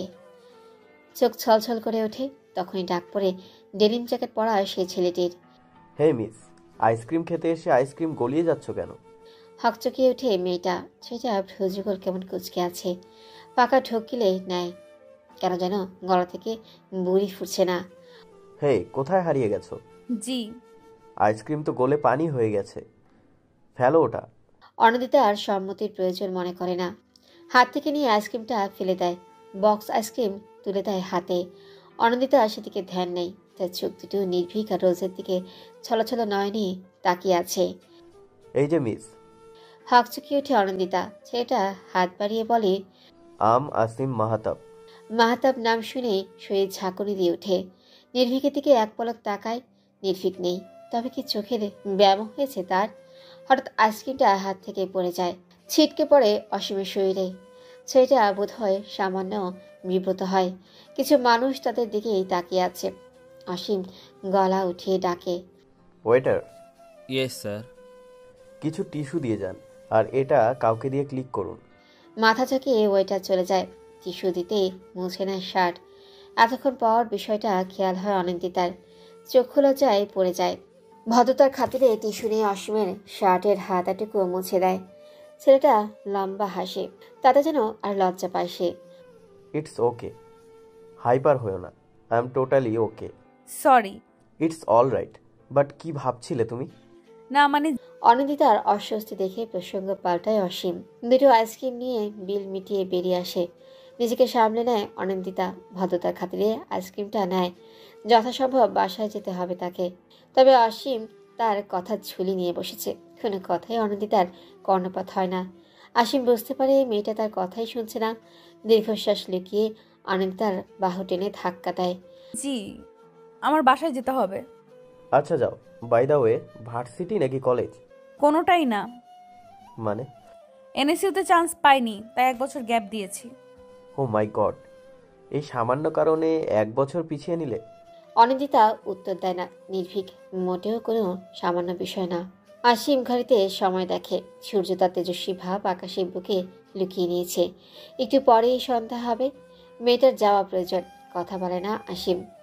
একটু হেসে বলে, তোমার সাথে পরিচয় হয়ে ভালো লেগেছে। বাই দ্য ওয়ে, আমরা কিন্তু সেম ব্যাচই ছিলাম। অনিন্দিতা একটু হাসে। অসীম পকেটে হাত গুজে দিয়ে বলে, যাও। অনিন্দিতা যেন চাঁদ হাতে পেয়েছে। লম্বা লম্বা পা ফেলে এগিয়ে যায় সামনের দিকে। অসীমও মৃদু হেসে পা বাড়ায়। চশমাটা খুঁজে চলেছে নির্ভীক। চশমা পরাটা সবার কাছে ফ্যাশন হলেও তার কাছে মানবিকতা। একজন লেকচারার হিসেবে চশমা পরা যেন বিজ্ঞ করে তোলে। তার এই ভাবনার কোনো সঠিক অভিধান আছে নাকি জানা নেই। চশমা খুঁজে না পেয়ে রুম থেকে বেরিয়ে আসে। আজমাল করিডোর দিয়ে ছাদের দিকে চলছিলেন। ছেলেকে দেখতে পেয়ে হাঁক ছেড়ে ডাকে। নির্ভীক, জি আব্বু। আজ এত সকাল সকাল কোথায় যাচ্ছ তুমি? ভার্সিটিতে। সকাল 7টা বাজে এখন। দুদিন পর ফার্স্ট ইয়ারের অ্যাডমিশন টেস্ট আছে, তাই সবাইকে একটু আর্লি যেতে হচ্ছে। ও আচ্ছা, উনিও তো এবার অ্যাডমিশন টেস্ট দিবে। নির্ভীক উত্তর দেয় না। অনিন্দিতার বিষয়ে যেন তার কোনো আগ্রহই নেই। আজমল একটু থামে। নির্ভীক উল্টো পথে হাঁটা লাগায়। আজমল পিছু ডাকে, যাতে নির্ভীক বিরক্ত হয়। পিছু ডাক তার পছন্দ নয়, তবুও ফিরে আসে বিনয়ের সাথে বলে, কিছু বলবে আব্বু? ভাবছিলাম অনির অ্যাডমিশন টেস্টটা দিতে তুমিও সাথে গেলে মন্দ হয় না। আব্বু আমি সমস্যা কোথায়? তোমারই তো ভার্সিটি, জানোই তো অ্যাডমিশন টেস্টে ভার্সিটির ভেতরে ফর্মালিটি নট অ্যালাউ। এতে আমি কি করে সাহায্য করব আব্বু? পরীক্ষা তো আমি দিব না, নিজে নিজেই দিতে হবে। সেটা বলছি না, এত মানুষের মাঝে মেয়েটা অস্বস্তি বোধ করবে। তুমি ওকে সিট খুঁজে দিতে সাহায্য করবে, আর এক্সাম শুরু হওয়া অবধি সাহস দিবি। আব্বু সমস্যা কোথায় এতে? সাহস দিয়ে সাহায্য করতে বলেছি, অর্থনৈতিক কোনো কাজ নয় এটা। নির্ভীক কথা বাড়ায় না, বিরক্তি ঠেলে সম্মতি জানায়। নিচে আসতে চারুলতা খাবার হাতে ছুটে আসেন। নির্ভীক প্রথমে নাকচ করে দেয়। যেইভাবে নাস্তার টেবিলে বসবে অমনি চোখ যায় ডাইনিংয়ে থাকা অনিন্দিতার দিকে। এবার সে পণ করে পৃথিবী উল্টে গেলেও সে নাস্তা খাবে না। অনিন্দিতা তার দিকেই তাকিয়ে আছে। এদিকে চারুলতা নাছরবান্দা। অনিন্দিতা বুঝতে পারে নির্ভীক তার জন্যই এমন করছে। আলগোছে চলে যায় সে। যাওয়ার পূর্বে এক পলক তাকায়। চারুলতা ছুটে আসে অনিন্দিতার দিকে। অনিন্দিতা মাথা ব্যথার অজুহাত দেয়। নিহাল ভ্রু কুঁচকে বলে ওঠে, এখনই তো হেসে খেলে কথা বলছিলে অনি, মাথা ব্যথা কখন হলো? মাথা ব্যথা কি সময় নিয়ে আসে নিহাল ভাই? সেটাও ঠিক। আচ্ছা যাও তাহলে রেস্ট নাও। চারুলতা অনিন্দিতার মাথায় হাত বুলিয়ে দেয়। অনিন্দিতা একটু হাসে। চারুলতাকে জড়িয়ে ধরে দ্রুত স্থান ত্যাগ করে। নিহাল দীর্ঘশ্বাস ফেলে নির্ভীকের উদ্দেশ্যে বলে, কোথাও যাচ্ছিস নির্ভীক? ভার্সিটিতে কাজ পড়েছে। তুই এত সকালে নাস্তা করছিস যে? অফিসের কাজে সিলেট যেতে হচ্ছে। নির্ভীক ভ্রু কুঁচকে তাকায়। ভেবেছিল পারমিশন গ্র্যান্টেড করে নিহালের সাথে অনিন্দিতাকে ধরিয়ে দিবে, কিন্তু এখন তো সেটাও সম্ভব নয়। তবুও বলে, খুব বেশি দরকারি? হ্যাঁ। ভার্সিটি থেকে তোকে এক্সাম গার্ড হিসেবে লেটার দিয়েছিল যে? নিহাল পরপর দীর্ঘশ্বাস ফেলে। পরোটা ছিঁড়ে মুখে পুরে নেয়। ক্যান্সেল করে দিয়েছি, অফিসের কাজে ব্যাঘাত ঘটেছে। জানিসই তো নতুন বিজনেস শুরু করেছি। নির্ভীক কিছু বলে না। নিহালের নতুন বিজনেস শুরু করাতে কেউই খুশি নয়। আজমল তো বেশ চটে গেছে ছেলের উপর। বয়স হয়েছে, একা হাতেই বিজনেস সামলান কি করে? দুই ছেলের এক ছেলেও তার বিজনেসের প্রতি আগ্রহী নয়। অতি মনোযোগী হওয়া মোটেও ভালো নয়। চারপাশে কি ঘটে যায় তার কোনো খেয়ালই থাকে না। যেমনটা একটু আগেই ঘটে গেল, তুমুল ঝনঝন শব্দ তুলে কাচের গ্লাসগুলো ভেঙে গেল, যার সম্পূর্ণ দায় ভার এসেছে হীরের উপর। বেচারি ফোনে মনোযোগী ছিল। চেয়ার টেনে বসতে গিয়ে টেবিলে থাকা গ্লাসের সেটটা ভেঙে ফেলেছে। শাহানা প্রচণ্ড রেগে গেলেন। হাতের কাছে কিছু পেলে আজকে আর রক্ষে থাকতো না। হীর পালিয়ে আসলেও অনিন্দিতার কাছে। ভেবেছিল গ্লাস ভাঙার অপরাধে অনিন্দিতা তাকে দুটো কথা শোনাবে, অথচ তার কিছুই ঘটল না। ভেঙে যাওয়া গ্লাসের শব্দ মেয়েটার কানে পৌঁছায়নি। সে ক্যালকুলেটর নিয়ে হিসেব নিকেশ করছে। হি লম্বা করে বেডে শুয়ে পড়ল। প্রচণ্ড বিরক্তি নিয়ে কাঠ গলায় অনিন্দিতা বলল, কোনো কাজ নেই? পড়ার সময় ভেজাল করতেছিস কেন? আজব, আমি কি করেছি? তোমার ইচ্ছে হয়েছে তুমি পড়েছো, আমার ইচ্ছে হয়েছে আমি শুনেছি। অনিন্দিতা কথা বাড়ালো না, গভীর মনোযোগে অঙ্ক কষতে লাগলো। তবে ব্যাঘাত ঘটল কলিং বেলের শব্দে। তার উপর শাহানা চেঁচাচ্ছেন। খাতায় মনোযোগ রেখে অনিন্দিতা বলল, হীর তাড়াতাড়ি দরজা খুলে দিয়ে আয়। আমি যাব না। কি ধরনের কথা এটা? আমি পড়ছি, দেখছিস না? আমি শুয়ে আছি, দেখতে পাওনি? অতি পড়াশোনা করে চোখ খেয়ে ফেললে নাকি? রাগে উঠে গেল মেয়েটা। হাতে স্কেলটা ধুম করে টেবিলে রাখলো। হীর ভয় পেয়ে গেলেও নড়ল না। শাহানার কর্কশ কণ্ঠে মাথা ধরে গেছে। মাথায় মালিশ করতে করতে দরজার কাছে এগিয়ে গেল। দরজা খুলতেই মুখ হা হয়ে গেল। অন্যদিকে ঘুরেই নির্ভীক ফোন ঘাটছে। ছেলেটার পেছনের অবয়ব অনন্দিতার বুকে এসে আটকে গেল। মানুষটার প্রতি এত আকর্ষণ কেন? এই কেমন মরণ ব্যাধি? মিনিটখানেক পর নির্ভীক তাকালো। অনন্দিতাকে আশা করেনি সে। বিষাদে ভরে উঠল তার মুখ। অনন্দিতার সেদিকে খেয়াল নেই। মেয়েটা নির্ভীকের দিকে পলকহীন তাকিয়ে দরজায় এমনভাবে দাঁড়িয়ে আছে যে কেউ পাশ কাটাতেও পারবে না। উপায় না পেয়ে বললেও, সাইড হয়ে দাঁড়ান অনিন্দিতা। নির্ভীকের কণ্ঠে চমকে যায় মেয়েটা। অপ্রস্তুত হেসে সাইড হয়ে দাঁড়ায়। নির্ভীক স্বস্তির নিঃশ্বাস ফেলে এগোয়। শাহানার সাথে কোনো এক বিষয়ে আলাপ করছে নির্ভীক। শাহানা প্রচণ্ড খুশি। আরশাদ বাসায় নেই। বাসা থেকে কয়েক কিলোমিটারের পথ এনএসইউ। জ্যামের কারণে ঘণ্টাখানেক সময় লাগে। কিছুদিন যাবৎ ঠান্ডা লেগে যা তা কাণ্ড। নিঃশ্বাস নিতেও অসুবিধা হয়। চারুলতা তাকে বলেছিল বিষয়টা, তবু নির্ভীককে পাঠিয়েছে আবার। একগাল হাসলেন শাহানা। নির্ভীকের মাথায় হাত বুলিয়ে বললেন, বাঁচালে আমায়। জানোই তো আমার শ্বাসকষ্ট রয়েছে, তার উপর কয়েকদিন ধরে কড়া ঠান্ডা লেগেছে।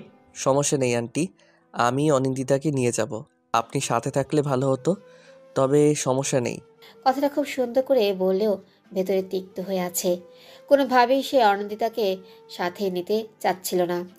তাই ভেবেছিল শাহানাকে কোনো কিছু বুঝিয়ে ম্যানেজ করবে। তবে পুরোটা ঘেটে ঘ হয়ে গেল। এখন তো শাহানাও যেতে চাচ্ছে না।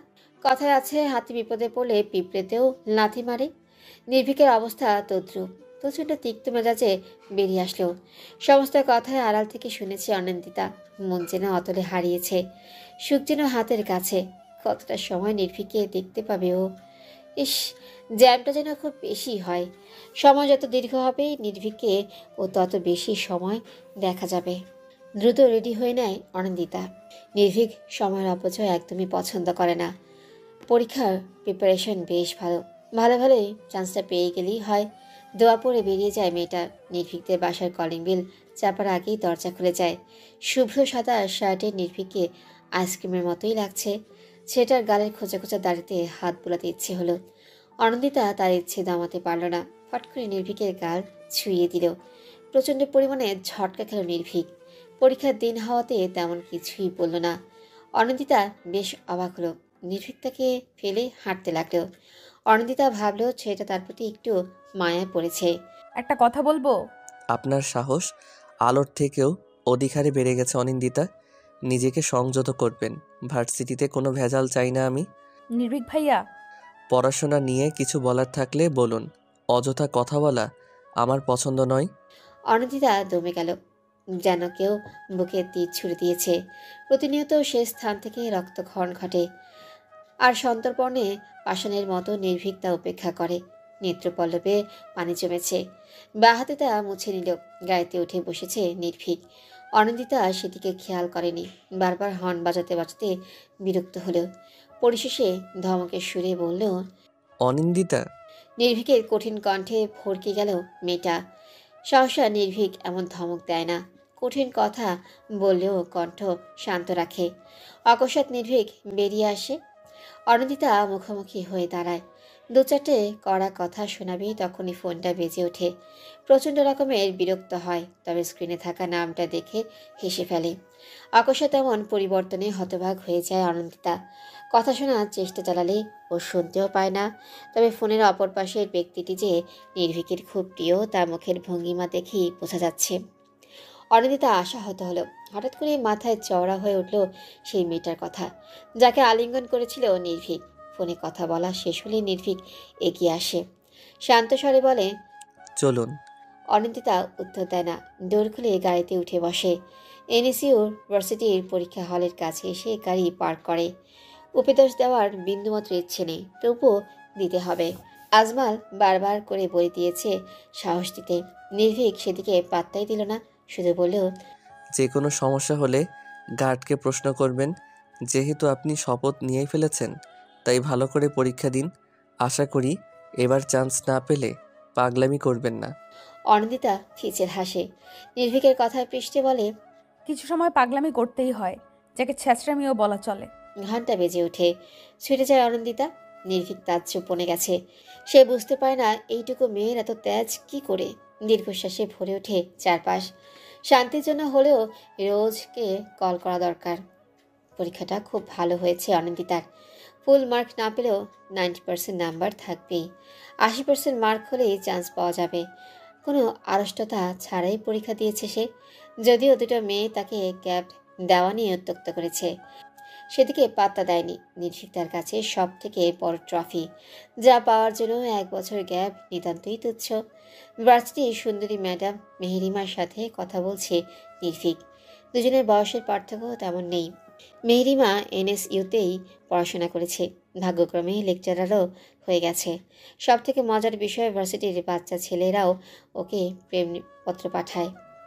কেউ বা শখের বসে, কেউ বা সিরিয়াস মোডে।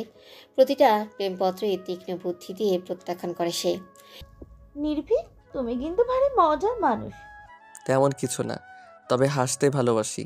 জীবন তো হেসে খেলেই যায়, তাই না? হ্যাঁ সেটাই। আমাকে দেখো, বয়স 25 পেরোলো, বিয়ে ইচ্ছা হয়নি, হাসি মজাতেই বেশ ভালো আছি। নির্ভীক হাসে। মেহেরিমা কলিগ হিসেবে খুবই ভালো। বয়সের পার্থক্য খুব অল্প হওয়াতে তুমি করেই সম্বোধন করে। যদিও ভার্সিটির অনেকের কাছে সেটা দৃষ্টিকটু মনে হতে পারে, তাতে কোনো সমস্যা নেই ওদের। মেহেরিমার সাথে আজকে পরীক্ষা নিয়ে কিছু কথা বলে নিল। পরীক্ষা প্রচণ্ড হার্ড হয়েছে এবার। নির্ভীক সামান্য খুশি হলো, পরক্ষণে ফুটো বেলুনের মতো চুপসে গেল। অনিন্দিতা এবারও কি পাগলামি করবে? বিষয়টা খুব লজ্জাজনক। কোনোভাবে অনিন্দিতার বিষয়টা সকলে জেনে গেলেই তখন জটলা বাঁধবে। ফ্যামিলি বা কী ভাববে? সব কিছু মিলিয়ে নির্ভীক চাইলেও অনিন্দিতা যেন পাশ করে যায়। মেহেরিমার সাথে কথা বলতে দেখে অনিন্দিতার মন বিষিয়ে গেল। খুব সুন্দরী মেহেরিমা। গতবারও দেখেছিল, কখনো তার সাথে কথা হয়ে ওঠেনি, তবে শুনেছি বেশ রসিকতা জানে মেয়েটা। অনিন্দিতা রসিকতার দোহাই দিয়ে নিজেকে তাতস্থ করলো। এক চিলতে হেসে নির্ভীকের দিকে আগালো। মাত্রই মেহেরিমাকে বিদায় জানিয়েছে, ঠিক তখনই অনিন্দিতার আগমন যেন চোখের বিষ হয়ে উঠল। অধরের হাসিটা মিলিয়ে গেল মুহূর্তেই। মুখে কাঠিন্যের ভাব। প্রচণ্ড মনকষ্ট নিয়েও অনিন্দিতা হাসল। নির্ভীক নিজেকে শান্ত করে বলল, পার্কিংয়ে যান, আমি আসছি। ঘরমাক্ত মুখে এদিক ওদিক চোখ বোলাচ্ছে আসিম। একটু যেন মিস করেছে সে, তবে দমে থাকার পাত্র সে যে নয়। প্রায় 10 মিনিট খুঁজে পার্কিংয়ের দিকে চলে আসলো। গলায় কাঠ ঝুলে হাতে হার্ডবোর্ড নিয়ে দাঁড়িয়ে আছে অনিন্দিতা। প্রায় মিনিট 10 হয়ে গেল, অথচ নির্ভীকের আসার নামই নেই। নির্ভীক কি কোনো কাজে আটকে গেল, নাকি ইচ্ছে করে এমন করলো? নিজের কথার মর্ম করল না সে, নির্ভীককেই গুরুত্ব দিল। হাসি খুশি মনে নির্ভীকের অপেক্ষায় থাকা মেয়েটাকে হঠাৎ ভো বলে চমকে দিল কেউ। ছিটকে দুহাত পেছালো। পেটে হাত দিয়ে হাসছে আসিম। অকস্মাৎ ঘটনায় অবাক হলো। আসিমকে চেনা চেনা ঠেকছে, মনে করার চেষ্টা চালালো। মনে পড়তেই ভ্রু বেঁকে গেল। হাসতে হাসতে আসিম তার কাছে চলে এসেছে। সামান্য দূরত্বে চলে গেল অনিন্দিতা। আসিম বলল, তোমাকেই খুঁজছিলাম। কতটা দৌড় করালে জানো? আমি? হ্যাঁ তুমি। আসিমের কথাগুলো প্রচণ্ড রকমের খেয়ালি লাগছে। বিরক্তি প্রকাশ করতে বিবেকে বাজছে। কথা পাল্টে নিলেও আসিম থামল না। অনিন্দিতার থেকে সামান্য দূরত্ব রেখে বলল, হল থেকে বের হতে দেখলাম তোমায়, কিন্তু বন্ধুর ডাকে সাড়া দিতে গিয়ে দিগ্ভ্রান্ত হলো। তুমি এখানে? প্রচণ্ড অবাকের সহিত কথাটা বলল অনিন্দিতা। আসিম ফিচেল হেসে পড়ল, তোমাকে সারপ্রাইজ দেওয়ার জন্য। হোয়াট? বিশ্বাস হচ্ছে না? অনিন্দিতা ভ্রু কুঁচকাল। অসীম আরেক দফা পেট চেপে হাসল। এক হাতে মাথার চুলগুলো ঠিক করে নিল। শার্টের হাতে ফোল্ড করে বলল, আমি NSUতেই পড়ি। তোমার বোকামির জন্য তুমি আমার জুনিয়র হয়ে গেলে। কথাটা পছন্দ হলো না অনিন্দিতার। সে কোনো বোকামি করেনি। নির্ভীক তার কাছে স্বপ্নের মতো, যে স্বপ্ন পূরণে হাজারো বিসর্জন দিতে রাজি। আসিম যেন কিছু বুঝতেই পারল। অনিন্দিতার বাহুতে ধাক্কা মেরে বলল, রাগ করলে তুমি? না। সরি, আমার এইভাবে বলা উচিত হয়নি। আসলে আমি NSUতে পড়তে চাইনি। আমার আপু আমাকে জোর করে অ্যাডমিশন করিয়েছিল। আর দেখো, NSU তোমার স্বপ্ন। এটা আমার স্বপ্ন নয়, এটা আমার জীবনের অংশ। ওয়াও, দারুণ বললে তো। বাই দ্য ওয়ে, তুমি কি ছোট থেকেই NSUতে পড়তে আগ্রহী ছিলে? অনিন্দিতা হাসল, পেছন ঘুরে নিল। লম্বা করে শ্বাস নিয়ে বলল, হুম, 1 বছর আগে আমার স্বপ্ন, আমার অংশ এই ভার্সিটিতে জড়িয়ে পড়েছে। আসিম বুঝতে পারল না প্রচণ্ড পেঁচানোর কথা বলে মেয়েটা নিজেকে সংযত করল, অধিক প্রশ্নে বিরক্ত না হয়ে যায়। হাত দিয়ে কপালে স্লাইড করে বলল, এবার এক্সাম কেমন হলো? ভালো। বাই দ্য ওয়ে, আমরা কি বন্ধু হতে পারি? কথাটা একদম বাচ্চাদের মতোই বলল, যেন কোনো বাচ্চা ছেলে চকলেটের জন্য অনুরোধ করছে। অনিন্দিতা প্রশস্ত হাসল। আসিম কিছু বলবে তার আগে একটা ঝাঁঝালো কণ্ঠ ভেসে আসলো। আসিম।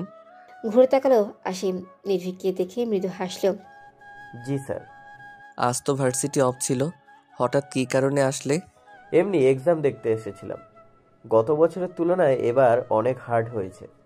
হ্যাঁ, আচ্ছা তোমার কি মনে হয় এবার এক্সাম দিলে তুমি টিকবে? আসিম হাসলেও জোরালো কনফিডেন্স নিয়ে বলল, অবশ্যই। মনে আছে গতবার না পড়েই এক্সাম দিয়েছিলাম, তবুও টপ লিস্টে ছিল আমার মার্ক। কনফিডেন্স ভালো, তবে ওভার কনফিডেন্স ভালো নয়, না হলে জীবনে পিছিয়ে যেতে হয়। কথাটা আনন্দিতার গায়ে এসে লাগলো, কারণ নির্ভীকের কথাটা বুঝতে পেরেছে সে। কথাটা তাকে অ্যাটাক করে বলা, তবুও মন খারাপ করলো না, কারণ ড্যাম শিওর এবার চান্স হবেই। নির্ভীকের সাথে আরও কিছুক্ষণ কথা চলল আসিমের। এক মুহূর্তের জন্য আনন্দিতা ভেবেছিল নির্ভীক প্রশ্ন করবে আসিমের সাথে তার পরিচয় কী করে, তবে তার কিছুই হলো না। আসিমের সাথে হেসে কথা বললেও অনন্দিতার প্রতি আগ্রহ নেই তার, চোখ দুটো ছলছল করছে। অনন্দিতার মনে হলো মরণ বুঝি খুবই সোজা, কারো অবহেলা হৃদয়কে এতটা ব্যথিত করে জানাই ছিল না। পরীক্ষা দিয়ে নিজের জন্য যতটা না টেনশন হয়েছে তার থেকে 1000 গুণ টেনশন হচ্ছে অনন্দিতার রেজাল্ট নিয়ে। যদিও নির্ভীক নিজে দুটো এক্সাম পেপার দেখেছে, তবুও নির্ভীকে টেনশন হচ্ছে। অনন্দিতার পাগলামিতে বিরক্ত সে, আর কত সহ্য করবে? এমন পাগলামি কারোই কাম্য নয়। একটাই ভয় শেষমেশ ভয়ঙ্কর কিছু না হয়ে যায়। অন্যদিকে 4 হাত পা তুলে দিয়ে আরাম করছে অনন্দিতা। কোথায় মুখে টেনশনের কালো রেখা পড়বে তা না, সুশ্রী মুখটা আরও বেশি চকচকে হয়েছে। সারা বেগম সকাল সকাল তুমুল চটেছেন। বছরখানেক হয়ে গেছে বাপের বাড়ি যান না উনি। সবাই রাজি থাকলেও অনন্দিতা রাজি হয় না, দাঁত কামড়ে এই বাসাতেই পড়ে থাকে। হীরের ভীষণ মন খারাপ, কারণ মামাতো ভাই পৃথিবীর উপর বেশ বড়সড় ক্রাশ খেয়ে আছে। যদিও বয়সের ফারাক বছর 6, তবুও পৃথিবীর সাথে মারামারি করে। হীরের সন্দেহ আছে পৃথিবীও তাকে পছন্দ করে। এই তো 3 মাস আগে মামার বাড়ি থেকে ঘুরে এসেছে। 3 মাস যেতে না যেতেই গত সপ্তাহে পৃথিবী তাদের বাসায় চলে এসেছে, তবে একদিন থেকেই চলে গেছে, যা বড্ড প্রিয়দায়ক। অনন্দিতার বাহু ঝাঁকিয়ে বলল, প্লিজ আপু চলো প্লিজ, তুমি না গেলে আব্বু যাবে না, আর আমারও যাওয়া হবে না। আমি যাব বলেছি তো। আপু যদি সকাল 10টার পর গিয়ে বিকেল 4টের আগে ফিরে আসে তাহলেই যেতে পারি। আপু এটা কি করে সম্ভব? কেন সম্ভব নয়? 10টার পর বের হলে 2টো বেজে যাবে পৌঁছাতে, 4টের আগে ফিরবো কি করে? এটা সম্ভব? তাহলে আমার যাওয়াটাও অসম্ভব। হীর রেগে গেল, কোলবালিশটা ছিটকে ফেলে দিল। অনন্দিতা কিছু বলল না, ডায়েরি হাতে লেখালেখি করতে লাগলো। হীরের রাগ আকাশের চূড়ায়। ডায়েরিটা ছিঁড়ে ফেলতে পারলে শান্তি হতো। গটগট শব্দ তুলে চলে গেল। অনন্দিতা দীর্ঘশ্বাস ফেল, মনে মনে সকলের কাছে ক্ষমা চাইল। বাসায় না থাকলে নির্ভীককে দেখবে কি করে? সপ্তাহে একবারও তো দেখা মিলে না। একটু দেখার জন্য কত ছলচাতুরি করে ওদের বাসায় যায়। প্রতিবারই আশাহত হয়, কারণ নির্ভীক তার রুম থেকে বেরই হয় না। চারুলতার থেকে জানতে পেরেছে নির্ভীক নিজেকে আড়াল করতেই পছন্দ করে, তাই অতটা মন খারাপ হয়নি। এটা হয়তো নির্ভীকের সহজাত অভ্যাস। অনন্দিতার ভাবনার মাঝেই ঝাঁঝালো কণ্ঠে শাহানার ডাক। ডায়েরিটা খুলে নিয়ে নাক ডুবায় মেয়েটা। নির্ভীকের রক্তের ঘ্রাণ যেন প্রাণকে সতেজ করে দিল। বিচিত্র অনুভূতি হয়, এই রক্তই তো তার প্রাণ, নির্ভীকের অংশ। যেখানে নির্ভীকের পায়ের ধুলোকণা ঠোঁটে শুষে নেয়, সেখানে রক্ত তো হৃদয়ে চেপে নিবে। দরজায় বাড়ি পড়তে হকচকিয়ে উঠে অনন্দিতা, দ্রুত কাবারে ডায়েরিটা রেখে দেয়। শাহানা প্রচণ্ড ঝাঁজে বললেন, তুই কি চাস আমি আমার বাপের বাড়ি না যাই? তা কেন হবে? তাহলে যেতে চাচ্ছিস না কেন? আমার এই বাসা ছাড়া কোথাও থাকতে ইচ্ছে করে না। তোমরা যাও না, বাধা দিয়েছে কে? তিক্ত হয়ে ওঠেন শাহানা, হাতের কাছে থাকা ঘড়িটা ছুঁড়ে ফেলে দেন। অনন্দিতা অবাক চোখে তাকিয়ে বলেও, এটা আমার প্রিয় ঘড়ি আম্মু। চুপ, একটা কথাও বলবি না। আমার ইচ্ছের কোনো মূল্য আছে তোর কাছে? আম্মু, তুমি এমন কেন ভাবছো? আমি বাসায় থাকি, তোমরা যাও না। শাহানার কানে সে কথা গেল না। ঝমঝমিয়ে কাঁদলেন উনি। হিত ছুটে আসলো, মাকে জড়িয়ে ধরে অনন্দিতার দিকে লাল চোখে তাকালো। মেয়েটা কি কেঁদেছে? অনন্দিতা ফোঁস করে দম ফেল। একটা মানুষের জন্য স্বার্থপর হয়েছে আজ। একটু দেখার জন্য প্রাণটা মরিয়া হয়ে ওঠে। আরশাদও কয়েকবার ফোন করে বলেছে, কিন্তু অনন্দিতা সে কথাই শোনেনি। বিকেলের দিকে চারুলতা আসেন, বাসায় ছিলেন না উনি। কাজের মেয়েটা জানালেও অনন্দিতার জন্য শাহানা কেঁদে ভাসিয়েছেন। এক প্রকার ভয় পেয়ে গিয়েছিলেন অনন্দিতার কোনো ক্ষতি হলো নাকি, সে আশঙ্কায় ছুটে এসেছেন। সাহানা, কি হয়েছে বলো তো? কেঁদে নাকি চোখ লাল করে ফেলেছ? আপা, কি বলবো বলো তো, মেয়েটা হয়েছে এক পাষাণ। কি সব বলছো এসব? অনেক কি করেছে এমন? জানোই তো, 1 বছরের বেশি সময় বাপের বাড়ি যায় না। মা অসুস্থ, বলা যায় না কি হয়, অথচ মেয়েটা যাবে না বলে দিয়েছে। চারুলতা একটু ভাবলেন, তারপর চকচকে চোখে বললেন, থাক না, মেয়েটা যখন যেতে চাচ্ছে না, জোর করে না যাই ভালো। ও কদিক না হয় আমার কাছেই থাকবে। কিন্তু আপা। কোনো কিন্তু নয়। অনি কি আমার মেয়ে নয়? তোমার মতো যত্ন না করতে পারলেও ওর যত্ন ঠিকই করতে পারবো, বিশ্বাস রাখো তো। শাহানা বিগলিত হাসলেন। তার পরপরই চারুলতার সাথে খোশগল্পে মেতে উঠলেন। নির্ভীতের বাসায় থাকা যেন চন্দ্রমামাকে হাতে তুলে দেওয়া। অনন্দিতার খুশি যেন আর সয় না। এত হাসি খুশি দেখে শাহানাও স্বস্তি পেলেন। আরশাদও নানান উপদেশ দিলেন, যেহেতু 2 দিন বাদে রেজাল্ট দিবে, তাই যেন মন খারাপ না করে। হাসি মুখে সম্মতি জানালো অনন্দিতা। শাহানা মেয়ের মাথায় চুমু খেয়ে নিলেন, বাহুতে হাত রেখে বললেন, একদম মন খারাপ করবি না, তুই তো চেষ্টা করছিসই, আল্লাহ চাইলে নিশ্চয়ই চান্স হবে। দোয়া করো আম্মু। আর আমি খুব সরি। শাহানা সহ সবাই হেসে ফেলল। অনন্দিতা চোখ ভরে উঠেছে, কেন যেন খুব কষ্ট হচ্ছে। হঠাৎ করে শাহানাকে জড়িয়ে ধরে কেঁদে ওঠে। হির ফিচেল হাসিতে মাতে। অনন্দিতার দিকে টিস্যু এগিয়ে দেয়, তাতে নাক ফুলিয়ে নেয় মেয়েটা। নিহাল ভারী অদ্ভুতভাবে সব দেখছে। এখানে শোক পালন হচ্ছে নাকি আনন্দ যাপন বুঝতেই পারল না। পরিশেষে বলেই ফেলল, এভাবে অর্ধেক হাসি অর্ধেক কান্নার কোনো স্পেশাল মিনিং আছে কি? অনন্দিতা নাক টেনে তাকায়। নির্ভীক একটু দূরে দাঁড়িয়ে আছে, সবার দিকে তাকালেও অনন্দিতার দিকে তাকায়নি। অভিমানে মুখ ফাটে, কান্না ভেজা গলায় তাকায়। এক পশলা অভিমানের ঝরা নামিয়ে বলে, আবেগ। নির্ভীকের কানে যেন কেউ বাজনা বাজিয়ে দেয়। খলবলিয়ে তাকায়, চোখাচোখি হলেও চোখ সরায় না। প্রচণ্ড আবেগ ঝরানো কণ্ঠে অনন্দিতা উচ্চারণ করে, ছেঁচড়ামি। সবাই প্রচণ্ড অবাক হয়। হীরের ধাক্কা খেয়ে হুঁশ ফেরে, নিজেকে সামনে নিয়ে দাঁত কেলিয়ে হাসে। আরশাদ তার স্নেহের হাতে অনন্দিতার মুখে স্পর্শ করে। মিঠা একদম তার মায়ের মতো হয়েছে। প্রচণ্ড আবেগী আর ঝরঝরে চাহনি, সাথে অটল থাকে নিজের কর্মে। নির্ভীকের রুমের অপোজিটেই অনন্দিতার ঘর। 2 দিন পেরিয়ে গেছে, চারুলতা কোনো কিছুর অভাব রাখেনি। ক্ষণে ক্ষণে প্রশ্ন ছুড়ে কিছু লাগবে কিনা। আজমাল সকাল বিকাল এসে দেখে যায়। নিহাল তো প্রচণ্ড রসিকতায় রাখে, শুধু নির্ভীকই তার সাথে কথা বলে না। লাঞ্চ বাইরে থেকেই করে আসে। সকালে ব্যস্ততা দেখিয়ে নাস্তা না খেয়ে চলে যায়, শুধু ডিনারটাই একসাথে করে। তবে অল্প একটু খেয়েই উঠে যায়, যার ফলে ব্যথিত হয় অনন্দিতার মন। আজ সকাল সকাল উঠেছে নির্ভীক, উদ্দেশ্য ভার্সিটিতে যাওয়া। রেজাল্ট নিয়ে প্রচণ্ড টেনশনে রয়েছে, না জানি কোন অনল হতে চলেছে। চূড়ান্ত ফলাফল দেখার সুযোগ হয়নি এখনও। ভার্সিটি গেলেই জানা যাবে। তবে সমস্যা হচ্ছে আজমালকে নিয়ে, কিছুতেই বের হতে দিচ্ছেন না উনি। ওনার মতে অনন্দিতার সাহস প্রয়োজন। সেখানে ভার্সিটির লেকচারারই যদি সাহস দেয়, তাহলে রেশ পড়বে কয়েকদিন। ভিন্ন ধাঁচের যুক্তিতে ফেসে গেছে। নিহাল কপট রাগ নিয়ে বলল, সমস্যা কি তোর? ভার্সিটি যাওয়ার জন্য এমন উত্তলা হওয়ার কোনো বিশেষ কারণ রয়েছে? ভাইয়া দেখ, আমাকে যেতে হবে। এইভাবে বাসায় বসে থাকা উচিত কার্য নয়। উচিত বুঝিয়ে লাভ নেই। অনির অবস্থা দেখেছিস? কাল থেকে চোখ মুখ কেমন শুকিয়ে গেছে। আমরা তো সাহস দিয়েছি, তবে তুই হলি টিচার, তোর সাহসটা বেশি প্রয়োজন। আজব, আমি এমন অযৌক্তিক যুক্তি কখনো শুনিনি। আমি বললেই তো রেজাল্ট ভালো হবে না। চারুতা ছুটে গেলেন। ছেলেটা প্রচণ্ড রকমের বিয়াদব, দেশে থাকতে চায় না, বাসাতে মন টিকে না। সন্দেহের গন্ধ খুঁজে পেলেন উনি। নির্ভীকের মুখ দেখে নিভে গেলেন। নির্ভীক কপট রাগ দেখিয়ে বলল, কয়টায় রেজাল্ট দেওয়ার কথা? 11টায়। আচ্ছা, আমি অনিকে ডেকে নিয়ে আসছি। আম্মু, সবার জন্য নাস্তা রেডি করো। কি জানি লাঞ্চটা গলা দিয়ে নামবে নাকি। আজমাল পূর্ণ সমর্থন করলেন। চারুলতা চিন্তায় মনমরা করে রেখেছেন। সকলের মাঝ থেকে নির্ভীক তার বুক ভাঙা দীর্ঘশ্বাস ফেল। ভালো লাগছে না তার।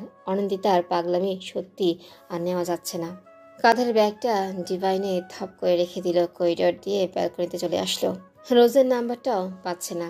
মেয়েটা কানাডায় গিয়েছে না যিনি কেমন আছে, এতক্ষণে তো পৌঁছে যাওয়ার কথা। ভাবনার মাঝে হোয়াটসঅ্যাপে টেক্সট এলো। একগাল হেসে রোজকে কল লাগালো। পুরো 18 ঘন্টা কথা হয় না, তাই না? এত হিসাবে রেখেছিস তুই? তো কি করি বলতো?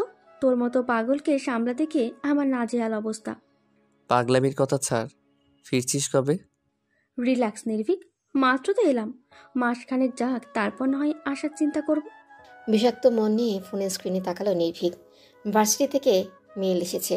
রোজের সাথে দ্রুত কথা শেষ করলো আর বিড়িতে দ্রুত ফিরে আসার কথা বলে নিল। লম্বা নিঃশ্বাস নিয়ে মেলটা ওপেন করলো। বুক থেকে যেন পাথর নেমে গেল। অনিন্দিতা সিলেক্ট হয়ে গেছে। যাক, এইবার আর গ্যাপ যাবে না, আর না নিজেকে দোষী মনে হবে। প্রাণ ভরে শ্বাস নিল, সাথে ভেবেও নিল ভার্সিটি ফার্স্ট ক্লাসটা বদলে নেবে। অনিন্দিতার মুখোমুখি হতে চায় না। ফ্যাল করে তাকিয়ে থাকলে চরম বিরক্তি আসে। একজনের জন্য এতগুলো স্টুডেন্টসকে আলগা করে দেখাটা অন্যায়। তার থেকে ভালো ক্লাস চেঞ্জ করে নেওয়া। বিষদাঁত থাকার থেকে উপড়ে ফেলাই মঙ্গল। অবহেলায় মানুষ ভাসে, তবুও কেন যায় তারই খোঁজে। আপন হয়েও হয় না আপন, দূরে ঠেলে দিতে পারলেই মঙ্গল।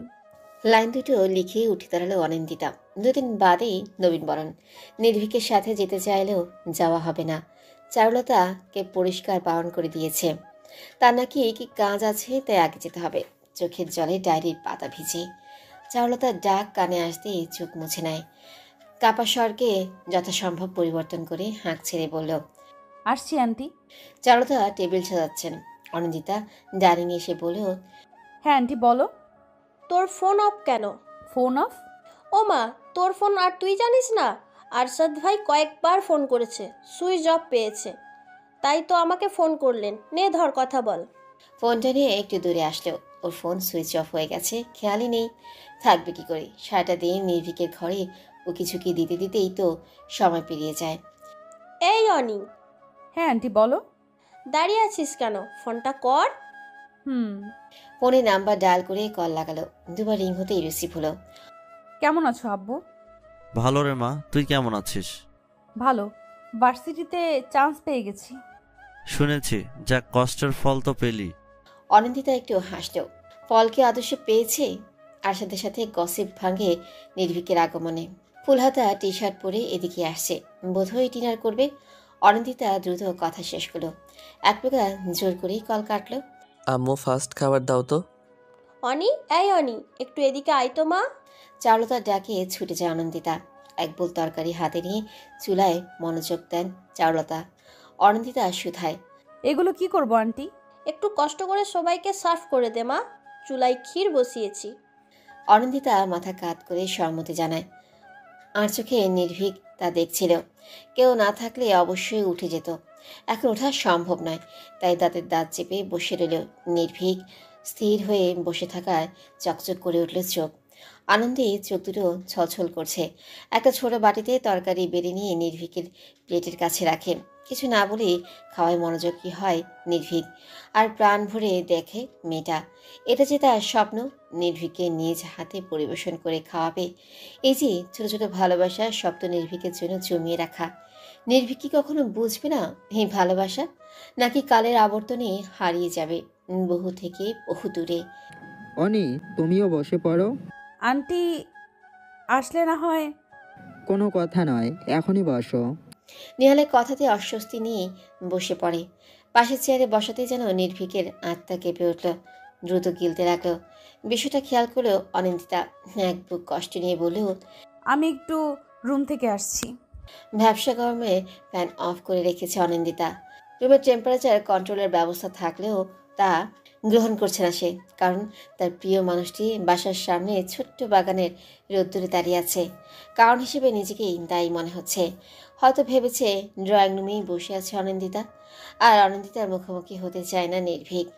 সাধারণ মানুষ বলেও কি গণ্য করে না তাকে? যন্ত্রণায় বুক ফাটা আর্তনাদ আসতে চায়, লুটিয়ে পড়ে মেঝেতে, সাপের মতো পাক খেতে থাকে। কোথাও যাওয়া প্রয়োজন, যেখানে চিৎকার করে বলা যাবে। ঘড়ি কাঁটা ঢং ঢং করে বেজে উঠল। কাছের মসজিদ থেকে সমুদ্রের আজান ভেসে আসছে। নিজেকে ঠিকঠাক করে মাথায় ঘোমটা টেনে উড়ু হয়ে বসে সে। ততক্ষণে চারুলতার ডাক পড়ে গেছে। অন্যমনস্ক হওয়ায় সে ডাক তার কর্ণপাত হয়নি। চারুলতা জবাব না পেয়ে ছুটে এসেছেন অনিন্দিতার ঘরে। পিঠে হাত বুলিয়ে পাশে বসতেন। অনিন্দিতা পেছনে ঘুরে তাকাতেই বললেন, কি রে মা, কি এত ভাবিস? চান্স তো পেয়েই গেছিস, তাহলে চিন্তা কিসের? আমার কিছু ভালো লাগে না আন্টি, দূরে কোথাও চলে যেতে ইচ্ছে করে। সব কেমন ধোঁয়াশা, রুদ্ধদ্বার খুলে কোথায় যাওয়া যায় বলো তো? দূর বোকা, কী সব বলে যাচ্ছিস? আমি তো জানতাম আমাদের অনেক খুব স্ট্রং, বুদ্ধিমতী, অধিক অ্যাটিটিউড সম্পূর্ণ। অনিন্দিতা উত্তর দেয় না। সন্তর্পণে চারুলতার বুকে মাথা রাখে। কষ্ট হচ্ছে খুব। নির্ভীকের দেওয়া দূরত্ব ভেতরটাকে দুমড়ে মুচড়ে দিচ্ছে। নির্ভীকের ডাক ভেসে আসে। চারুলতা উঠে দাঁড়ান। যাওয়ার আগে বললেন, অনি, গোসল করে নে, একসাথে লাঞ্চ করব। কিন্তু ও মা, এখানে কিন্তু কিসের? নির্ভীকটা বিকেলে বের হবে কি জানো কোথায়? ওর সাথে ঘুরে আসবি। নিহাল তো সকাল থেকেই লাপাত্তা। অনিন্দিতার চোখ মুখ শক্ত হয়ে যায়। ভেতরের ভালো লাগাটা প্রকাশ করতে পারছে না। হঠাৎই মনে হয় নির্ভীক তাকে নিবে না। নির্ভীকের প্লেটে খাবার বেড়ে দিচ্ছে চারুলতা। তখনই উপস্থিত হয় অনিন্দিতা। ভেজা চুল, পিঠময় ছড়িয়ে আছে, মুখে নেই কোনো প্রসাধনী, যে কারো নজর কাটতে সক্ষম। চারুলতা তো বলেই ফেলেন সুন্দরী কন্যা। নির্ভীক কথার পৃষ্ঠে একবার তাকিয়েছিল, পরিশেষে মুখ ঘুরিয়ে নিয়েছে। একটু জন্য হলেও স্বস্তি পেল মেয়েটা। কারণ নির্ভীক আজ উঠে চলে যায়নি, বরং সাধারণভাবেই খেয়েই যাচ্ছে, শুধু ওর দিকে তাকাচ্ছে না। আজমল অফিসে আছেন, লাঞ্চ টাইমে ফোন দেন রোজ। এখনও ফোন দিয়েছেন, তাই দূরে সরে গেলেন চারুলতা। নির্ভীকের দিকে বারবার তাকাচ্ছে, অথচ নির্ভীকের হেরফের নেই, তাই খাওয়ার দিকে দৃষ্টিপাত করল সে। হঠাৎ ভেসে আসলেও চিরচেনা শীতল কণ্ঠস্বর। অনিন্দিতা। এই একটি কণ্ঠ যে কারো মনে বসন্ত জাগিয়ে দিতে পারে তা বোধহয় ভাবেনি ছেলেটা। মুখে খাবার থাকায় তালুতে উঠে যায়। দ্রুত পানি এগিয়ে দেয় নির্ভীক। একটু গাঢ় কণ্ঠে বলে, এত অমনোযোগী কেন? বড়সড় দুর্ঘটনা ঘটাবেন নিশ্চিত? মাথা নিচু করে নেয় অনিন্দিতা। কান দিয়ে যেন আগুন বের হচ্ছে। হঠাৎ কেন লজ্জা লাগছে? অনিন্দিতা শুনুন। প্রচণ্ড অবাক হয়ে তুতলে যায় অনিন্দিতা। চোখ দুটো গোল আকার ধারণ করেছে। নির্ভীক একটু হাসে। এই প্রথম অনিন্দিতার মুখোমুখি হাসলেও নির্ভীক। হঠাৎ এমন পরিবর্তন অনিন্দিতার অন্তঃকরণে ব্যথা অনুভব করায়। কাপা ঠোঁটে বলে, জি। একটা কথা বলি, রাখবেন? বলুন। সতর্ক হয় নির্ভীক। একটু ঝুঁকে ফিস করে বলল, আম্মু আপনাকে নিয়ে ঘুরতে যেতে বলেছে। আমি বারণ করিনি, কারণ এর ফলে আম্মু সন্দেহ করতে পারে। আপনি প্লিজ একটা অজুহাত দেখিয়ে বলবেন যাবেন না। আচ্ছা। অনিন্দিতা খুশি মনে উত্তরটা দেয়, কারণ নির্ভীক এই প্রথম তাকে এইভাবে ডেকেছে। হন্তদন্ত হয়ে আসেন চারুলতা। চোখে মুখে চিন্তার ছাপ ব্যক্ত হয়ে নির্ভীক বলে, কি হয়েছে আম্মু? চারুলতা আহমেদ, তোর আন্টির শাশুড়ি অসুস্থ, হসপিটালে অ্যাডমিট আছেন। আমাকে এখনই যেতে হবে, ফিরতে রাত হবে। অনিকে ফেলে কোথাও যাস না। আম্মু, তুমি অনিন্দিতাকে সাথে নিয়ে যাও। ওর শরীরটা ভালো নেই। নির্ভীকে বিরক্তি দেখে অনিন্দিতা মুখ খুলে আশ্বস্ত করে বলে, আন্টি আমি যেতে পারবো। প্রয়োজন নেই। হসপিটালে ফিনাইলের গন্ধে তোর সহ্য হয় না। অসুস্থ হয়ে আর এক কাণ্ড রটে যাবে। কাউকে কিছু বলার সুযোগ না দিয়ে চারুলতা বেরিয়ে যায়। পিলারে খুশি মারে নির্ভীক। কেঁপে ওঠে অনিন্দিতা। অস্ফুট স্বরে বলে, নির্ভীক ভাইয়া। আপনার সাহায্যের প্রয়োজন নেই আমার। পাগল হয়ে যাব আমি। কেন আপনি হিটদের সাথে গেলেন না? এইদিকে আমার আম্মু এক আকাশ সমান বিশ্বাস নিয়ে আপনাকে রেখেই চলে গেলেন। ড্যামিট। মাথা নিচু করে নেয় অনিন্দিতা। প্রচণ্ড ভয়ঙ্কর লাগছে নির্ভীককে। এতটা চেঁচা না নির্ভীক। আজ তার বেশ পরিবর্তন ঘটেছে, তাই কিছু বলতেও পারছে না মেয়েটা। চেয়ারে বসে টেবিলে দুহাত রেখে মাথা ঠেকায় নির্ভীক। তপ্ত শ্বাস ফেলে অনিন্দিতা বলে, আমি আপনাকে বিশ্বাস করি নির্ভীক মাহাতাব। আপনি আমাকে পছন্দ করেন না, ঘৃণা করেন, এটাও মানি। আর আমার সুযোগ নেবেন না এটাও জানি। বিশ্বাস রাখা ভালো না। আপনি ঘরে যান, আম্মু না আসা অব্দি বের হবেন না।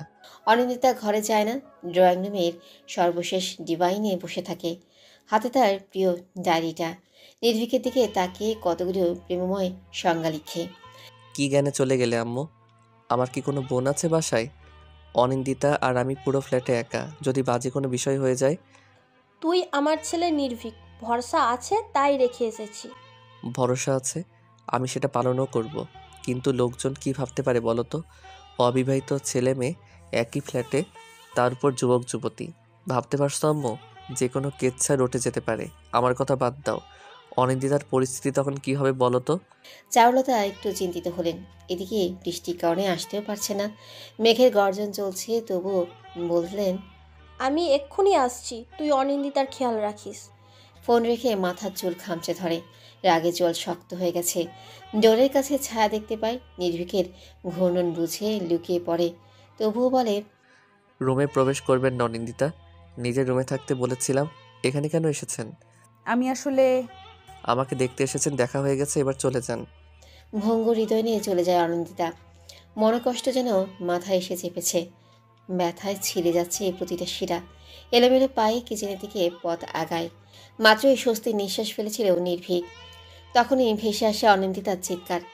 1 সেকেন্ডও দেরি না করেই দৌড়ে যায় কিচেনের দিকে। হাত চেপে ধরে নিজেকে দমানোর ব্যর্থ চেষ্টা করছে মেয়েটা। তবে বেফাস পড়ে যাওয়া হাতটা জ্বালা দিচ্ছে খুব। চোখ থেকে না চাইতেও জল করাচ্ছে। অনিন্দিতা, কিচেনে কেন এসেছেন? দেখি কতটা পুড়ে গেছে। কি একটা অবস্থা করেছেন বলুন তো? পাগলামি করতে খুব ভালো পারেন। ইস, অনেকটা ফোসকা পড়ে গেছে। অবাক চোখে তাকিয়ে আছে অনিন্দিতা। নির্ভীক তার কষ্টে আফসোস করছে। এদিকে সত্যি আসুন তো। অনিন্দিতার হাত ধরেই নিয়ে যায় নির্ভীক। ফার্স্ট এড বক্স থেকে মলম নিয়ে নিজ হাতে লাগিয়ে দেয়। চোখে মুখে একটু চিন্তার রেখা। নিজের উদ্দীপনা দমাতে ব্যর্থ হয়ে অনিন্দিতা বলে, এই প্রথম আমার প্রতি ভালোবাসা দেখতে পেলাম। এটা ভালোবাসা নয়, দায়িত্ব। আম্মু আমাকে দায়িত্ব দিয়েছেন, আপনার উটকো চিন্তা শক্তি বদলান। সে যাই হোক, আমার হাতে স্পর্শ লেগেছে আপনার। আমি তো 1000 বার হাতে ফোসকা ফেলতে রাজি আছি। পাগলামি কখনো কি যাবে না? আমার আপনার দুজনেরই একটা ভবিষ্যৎ আছে। আপনি কি বিয়ের পরও শ্বশুরবাড়ি থেকে এসে এমন পাগলামি করবেন? নির্ভীকের কথাতে চোখে পানি চিকচিক করছে। বুক ধুক করে উঠেছে। নয়নাভিরাম চোখে ফেলফেল করে তাকায় মেয়েটা।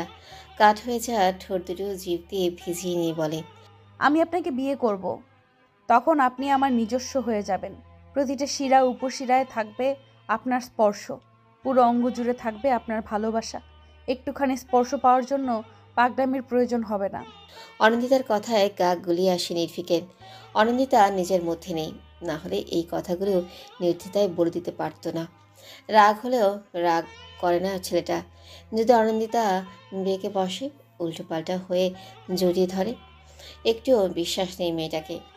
তাই শীতল কণ্ঠেই বলে, আপনি ঠিক কোন পর্যায়ে চলে গেছেন অনিন্দিতা?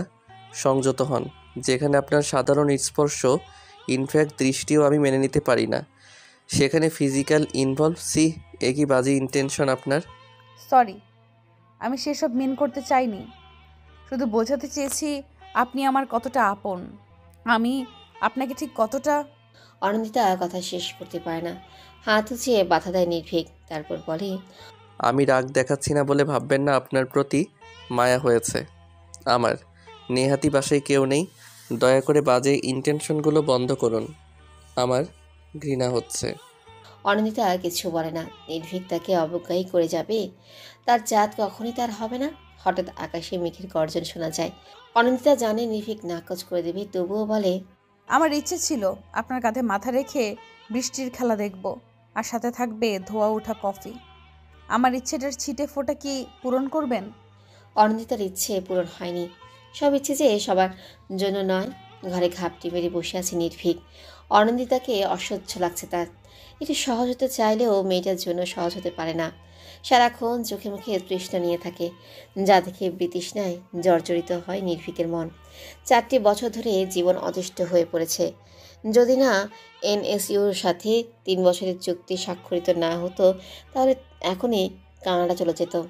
এদিকে রোজ নেই, মানে স্বস্তিটুকুও নেই। প্রচণ্ড রকমের অসহ্য লাগছে।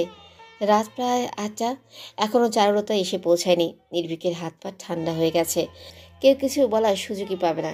তবে যদি কেউ কিছু বলে ফেলে, যদি শব্দটা বড্ড যন্ত্রণার, এই একটা কথা ভেবেই নির্ভীক গুটিয়ে আছে। বাইরে বের হলেই অনিন্দিতা চলে আসে। কিছুতেই বুঝে না, তাকে সহ্য করতে পারে না নির্ভীক। ভবিষ্যৎ বিপর্যয়গ্রস্ত, না জানি কোন ঝড় তুলে মেয়েটা। ভাবনার মাঝে ঘুমিয়ে পড়ে নির্ভীক। ঠিক তখনই ঘরে প্রবেশ করে অনিন্দিতা। বাইরেই ঘাপটি মেরেছিল। বেশ অনেকক্ষণ কোনো সারা শব্দ না পেয়ে উকি দেয়। তখনই পরিলক্ষিত হয় গভীর ঘুমে টলে আছে নির্ভীক। এক চলতে হাসি ফুটে ওঠে মেয়েটার মুখে। পা টিপে রুমে প্রবেশ করে। নির্ভীকের পায়ের কাছে বসে পড়ে। পায়ের আঙ্গুলগুলো হালকা হাতে ছুঁয়ে দেয়। এই পায়েও ঠাঁই নেই মেয়েটার।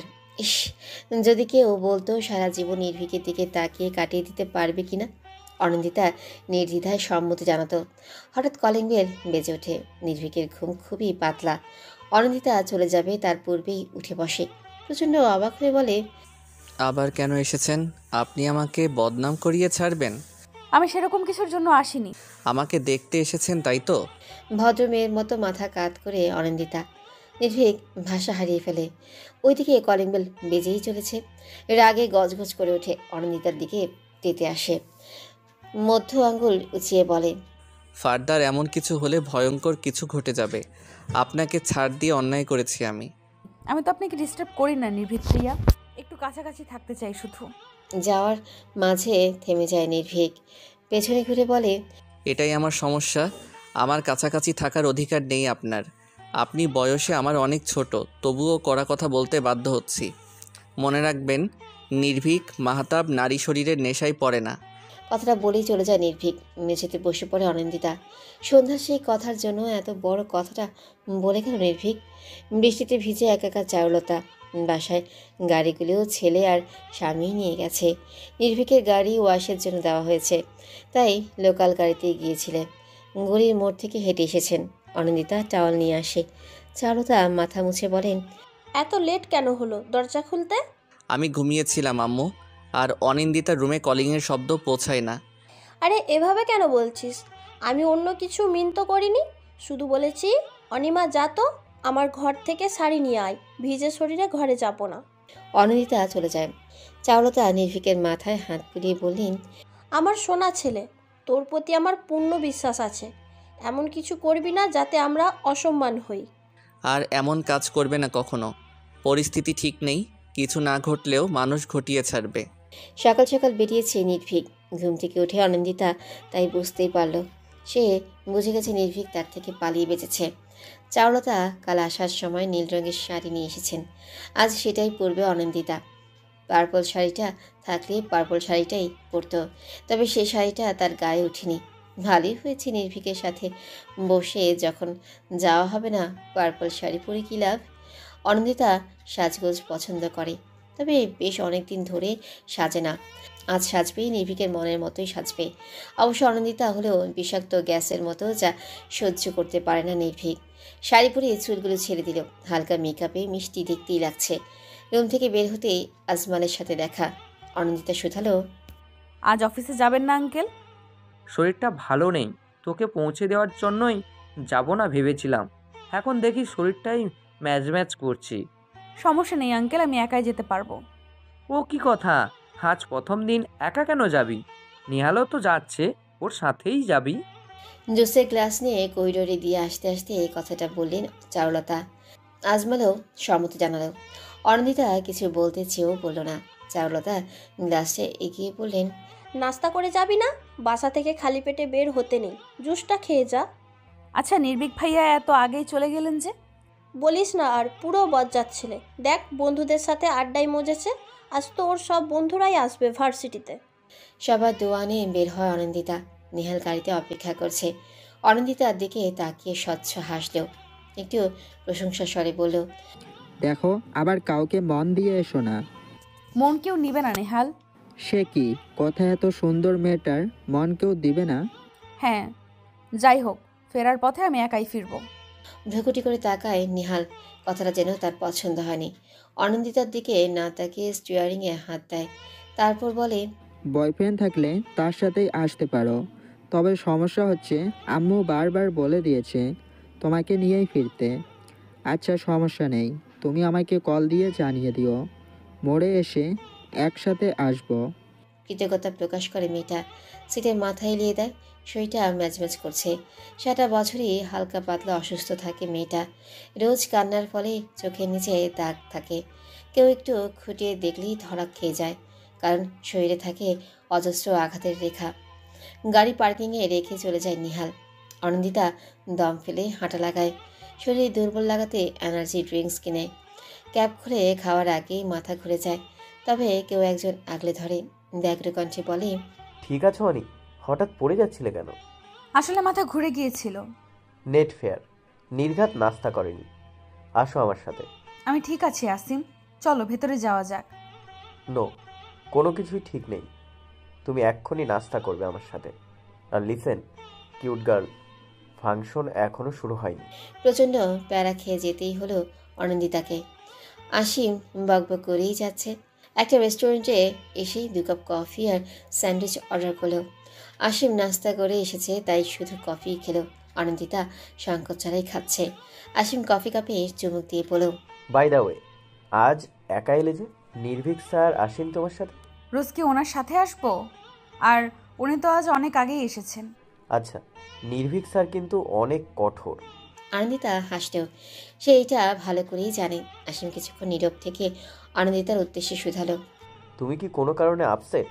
না, আমি ঠিক আছি, তবে ভার্সিটির কিছু স্টুডেন্ট একটু অন্যরকম আচরণ করে। আচ্ছা আসো আমার সাথে, আমি প্রবলেম সলভ করে দেব। ভার্সিটিতে প্রবেশ করতে এই গোলাপ দিয়ে বরণ করা হলো। আসিম অবাক করা এক কাণ্ড করলো। ফুলের গুচ্ছ থেকে 5টা ফুল নিয়ে অনন্দিতার হাতে দিয়ে দিল। অনন্দিতা বলল, এতগুলো নিলে কেন? তুমি স্পেশাল, তাই তোমার কাছে বেশি গোলাপ থাকবে। খলবলিয়ে হাসে অনন্দিতা। আসিম একটু গায়ে পড়া, তবে খুব ভালো। অনন্দিতা আসিমের সাথেই হাঁটতে লাগলো। ফুল হাতে নির্ভীকের কথাই ভাবছে সে। এনএসইউর বিশাল ক্যাম্পাসে দাঁড়িয়ে আসিম চিৎকার করে ডাকলো, attention guys, look the beautiful girl, she is my personal friend. I hope ওকে কেউ বিভ্রান্ত করবে না। যদি এমন কিছু হয় তো জানোই তো কি হবে। সবাই অনন্দিতার দিকে তাকালো। আসিমের পড়াশোনা আর সৌন্দর্য দুটোরই নাম ডাক আছে, সাথে বাবার পাওয়ার। ছেলেটার এমন কাণ্ডে হতবাক হয় অনন্দিতা। আসিম অনন্দিতার দিকে তাকাতেই অনন্দিতা চোখ পাকায়, যার অর্থ তুমি পুরো পাগল। এসে থেকেই চোখ ঘুরিয়ে ঘুরিয়ে খুঁজেই চলেছে এক মানবকে, কিন্তু সেই মানবের দেখাই পাওয়া যাচ্ছে না। মুখটা কেমন করছে, শূন্যতা যেন ওকে আঁকড়ে ধরেছে। হন্তদন্ত হয়ে খুঁজেই চলেছে নির্ভীককে। অনুষ্ঠান শেষ হয়েছে বেশ অনেকক্ষণ। বেশিরভাগ সময় আসিম তাকে সাথে রেখেছে, তবে আসিমের বন্ধু মহলের সাথে অনন্দিতা একা থাকতে তো পারে না, তাই সে নিজ থেকেই বলেছে আমি আশেপাশে ঘুরে আসি। আসিম বারণ করেনি। সে নিজেও বোধহয় স্পেস খুঁজছিল। অনন্দিতার সাথে দেখা হয় মেহেরিমার। হাত উঁচিয়ে ডাকে অনন্দিতাকে। একটু অবাক হয় সে। মেহেরিমার কাছে গিয়ে বলে, good afternoon miss. Good afternoon. এইভাবে ছুটছো কেন অনন্দিতা? শাড়ি পরে আছো, পা পিছলে যাবে তো। Actually miss. ওকে, এক্সপ্লেন করার প্রয়োজন নেই। তোমাকে খুব মিষ্টি লাগছে। বাই দ্য ওয়ে, তুমি বোধহয় বিব্রত হয়েছো। নো মিস, অনন্দিতাকে বলতে দেয় না মেহেরিমা।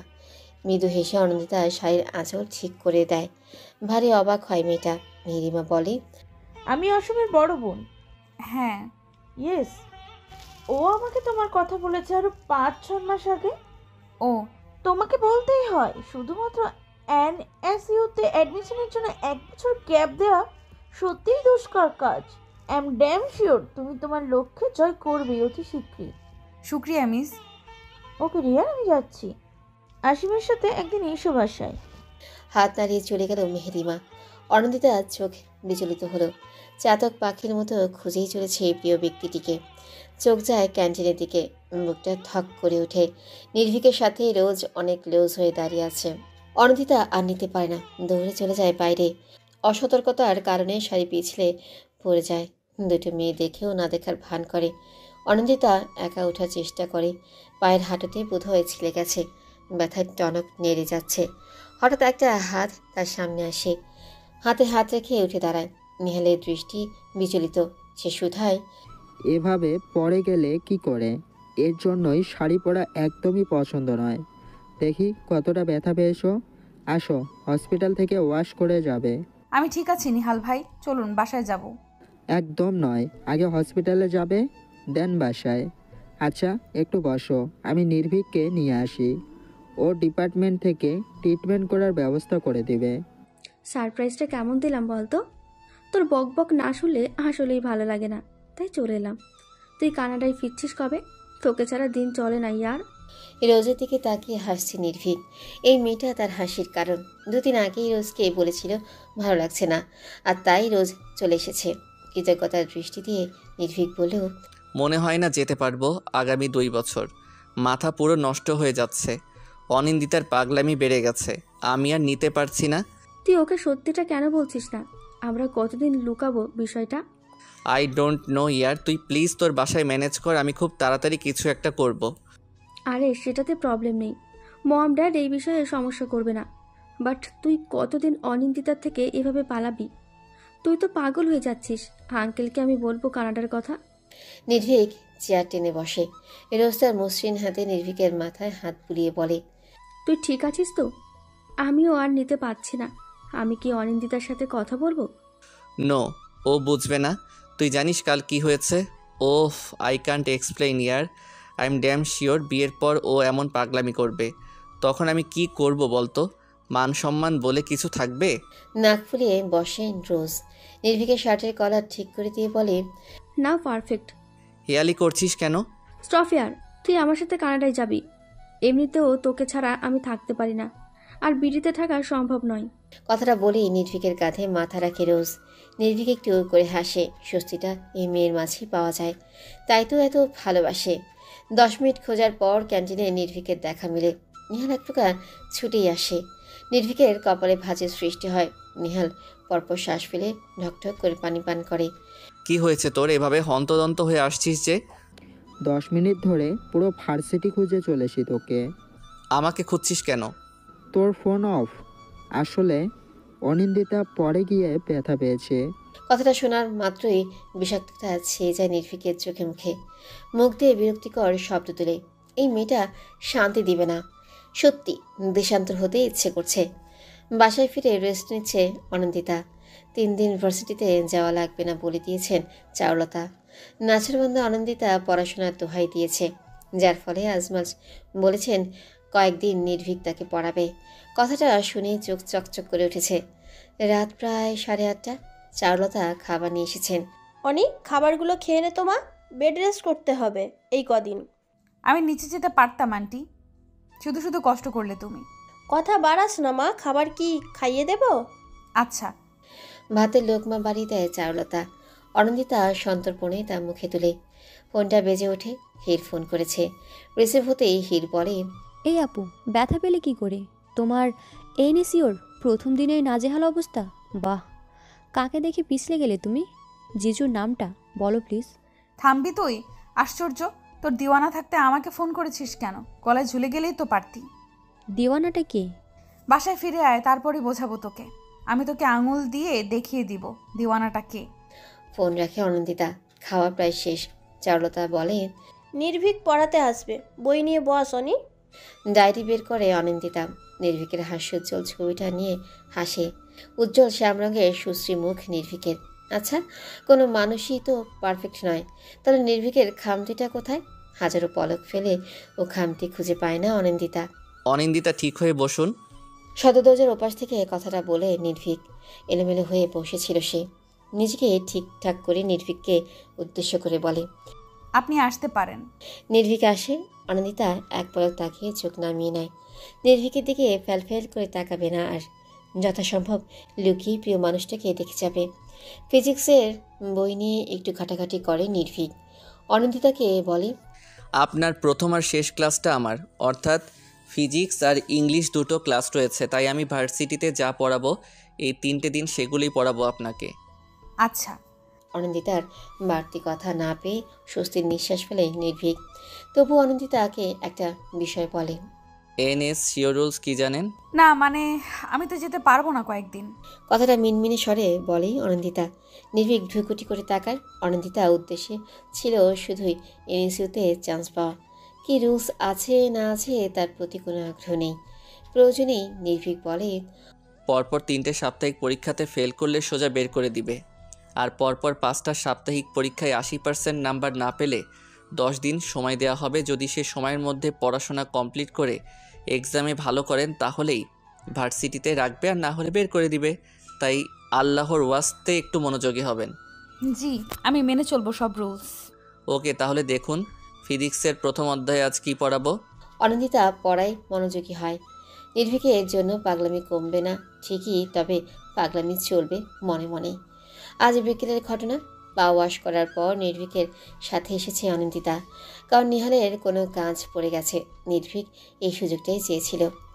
একটা খোলা মাঠের দিকে নিয়ে যায় অনিন্দিতাকে। অনিন্দিতার এতটাই বিশ্বাস যে সে একবারও প্রশ্ন করেনি কেন তাকে এখানে নিয়ে আসা হলো। নির্ভীক অনিন্দিতার হাত দুটো মুষ্টিবদ্ধ করে বলে, আমাকে রেহাই দিন অনিন্দিতা। আপনি এমন সব কাণ্ড করছেন যে আমি পাগল হয়ে যাচ্ছি। আমিও তো মানুষ। আপনি ভালোবাসেন ঠিক আছে, তার জন্য আমাকে কেন কষ্ট দিচ্ছেন? আমি আপনাকে কষ্ট দিচ্ছি? হ্যাঁ দিচ্ছেন। আমার দিকে এলোমেলো দৃষ্টিতে তাকিয়ে থাকেন, আমার জন্য ছুটে আসেন, পড়াশোনা করেছেন শুধুই আমার জন্য। এইসব দেখার পর একটা মানুষ কতটা অপরাধ বোধে ভুগে জানেন আপনি? আমার লজ্জা করে অনিন্দিতা। আপনাকে আমি বোঝাতে পারি না যে আমি আপনাকে ভালোবাসি না। নির্ভীকের শেষের কথাটুকুই অনিন্দিতার আত্মা কাঁপিয়ে তোলে। সে ঠিক করে নিজেকে সংযত রাখবে। সত্যি তো, এখানে নির্ভীকের কী দোষ? ভালো তো সেই বাসে, তাহলে নির্ভীক কেন অপরাধ বোধে ভুগবে? তাছাড়া ওর হাত নিজ থেকে স্পর্শ করেছে নির্ভীক, একটা আবেদন রেখেছে তার কাছে। তাই ভেবে নেয় নিজের কলেজাটা পুরাবে, নিজের কষ্টটুকু নিজেই গ্রহণ করবে। অনিন্দিতা। নির্ভীকের কণ্ঠস্বরে ধ্যান ভাঙে অনিন্দিতার। হকচকিয়ে বলে, দুঃখিত স্যার। নির্ভীক একটু অবাক হয় তাকে স্যার বলায়, তবে সেদিকে পাত্তা না দিয়ে ইংলিশ বই হাতে ঘাঁটতে থাকে। যথাসম্ভব অনিন্দিতাকে পড়াশোনা কমপ্লিট করাতে হবে। 15টা দিন কেটে গেছে। অনিন্দিতা নিজেকে সংযত রেখেছে বলতে শুধু মাত্র নির্ভীকের চোখ থেকে সংযত রেখেছে। আর চোখে প্রিয় মানুষটাকে দেখার লোভ সামলাতে পায়নি সে। নিজের কাজে নিজেই হাসে অনিন্দিতা। যাকে ছাড়া এক মুহূর্ত চলে না, তার থেকেই নিজেকে সংযত করার মিথ্যে প্রয়াস না করাই উত্তম। দাগিমা রেখা বদলে শীতের আবির্ভাব ঘটেছে। কয়েকদিনেই পরিবেশ যেন শান্ত হয়ে গেছে। আবহাওয়াবিদদের মতে পরিবেশের হঠাৎ পরিবর্তন ঘটেছে, না হলে এমন সময় শীতের আগমন ঘটত না।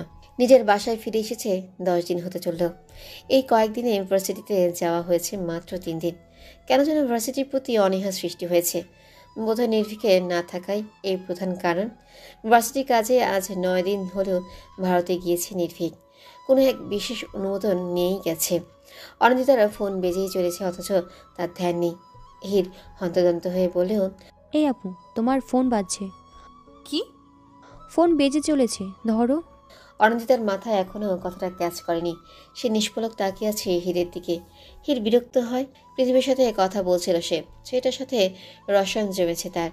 মামাবাড়ির 10 দিন ছিল স্বপ্নের মতো। পৃথিবীর সাথে এখন ছুটি ভালোবাসাতে পরিণত হয়েছে। একগুচ্ছ কদম হাতে প্রপোজ করেছে তাকে। নিজের ভাবনাকে দমিয়ে ফোন তুলে নেয় হির। রিসিভ করেই বলে, কে বলছেন? আপু গভীর ধ্যানে মগ্ন রয়েছে, ফোনের দিকে ধ্যান নেই তার। কথাটা শুনে দুভ্রু সংকুচিত হয় অসীমের। হিরের বাজখাই গলাতে এক প্রকার চমকে ওঠে। কান থেকে নামিয়ে দেখে নাম্বার সঠিক কিনা। হ্যাঁ, নাম্বার তো ঠিকই আছে।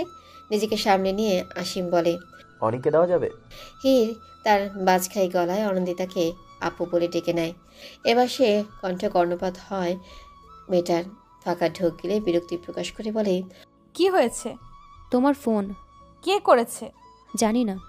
অনন্দিতা কথা বাড়ায় না, ফোন হাতে তুলে নেয়। নাম্বারটা অজানা দেখে একটু অবাক হয়।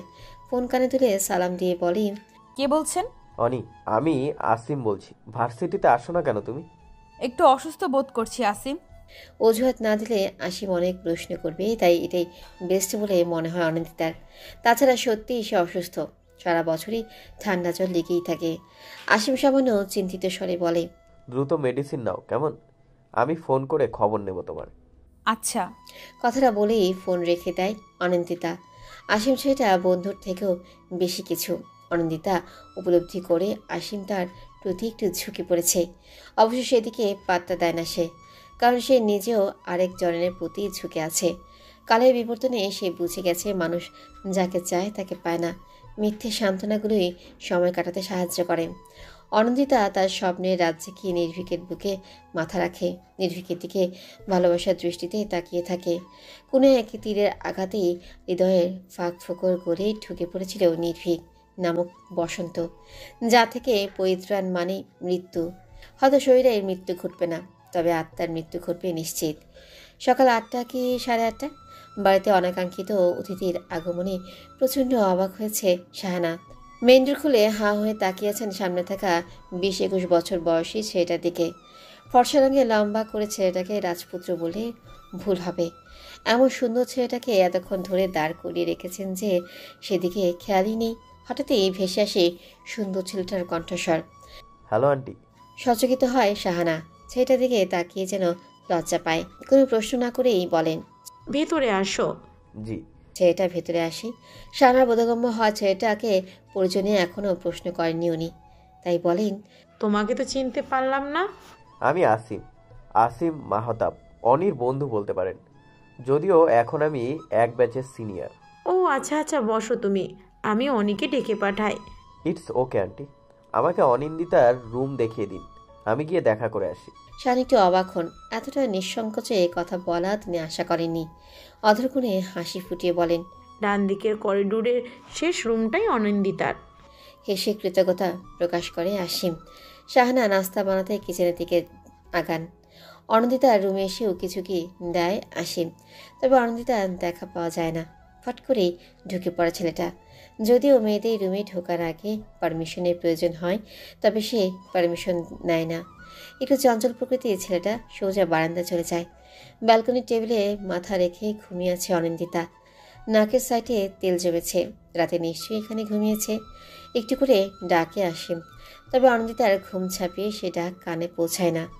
আসিম চোখ কুচকে নিয়ে অনিন্দিতার বাহু ধরে বলে, এই অনি, ওঠো তো। কথাটা জোরে বলায় হুড়মুড়িয়ে উঠে যায় অনন্দিতা। মেয়েটা প্রচণ্ড অবাকি হয়ে বলে, তুমি? তো আসতে পারি না? হাই তুলে অনন্দিতা আসিমের গায়ে জোরে ধাক্কা দেয়। প্রচণ্ড অবাক হয় আসিম। খলবলিয়ে হাসি অনন্দিতা। হাই তুলে বলে, আমার ঘুম ভাঙানোর শাস্তি। আর আমি যে তোমার চিন্তায় ঘুমাতে পারলাম না, তার কি হবে? এটাও তোমার শাস্তি। মুখ গোমরা করে নেয় আসিম। অনন্দিতা দম ফেলে আকাশের দিকে তাকায়।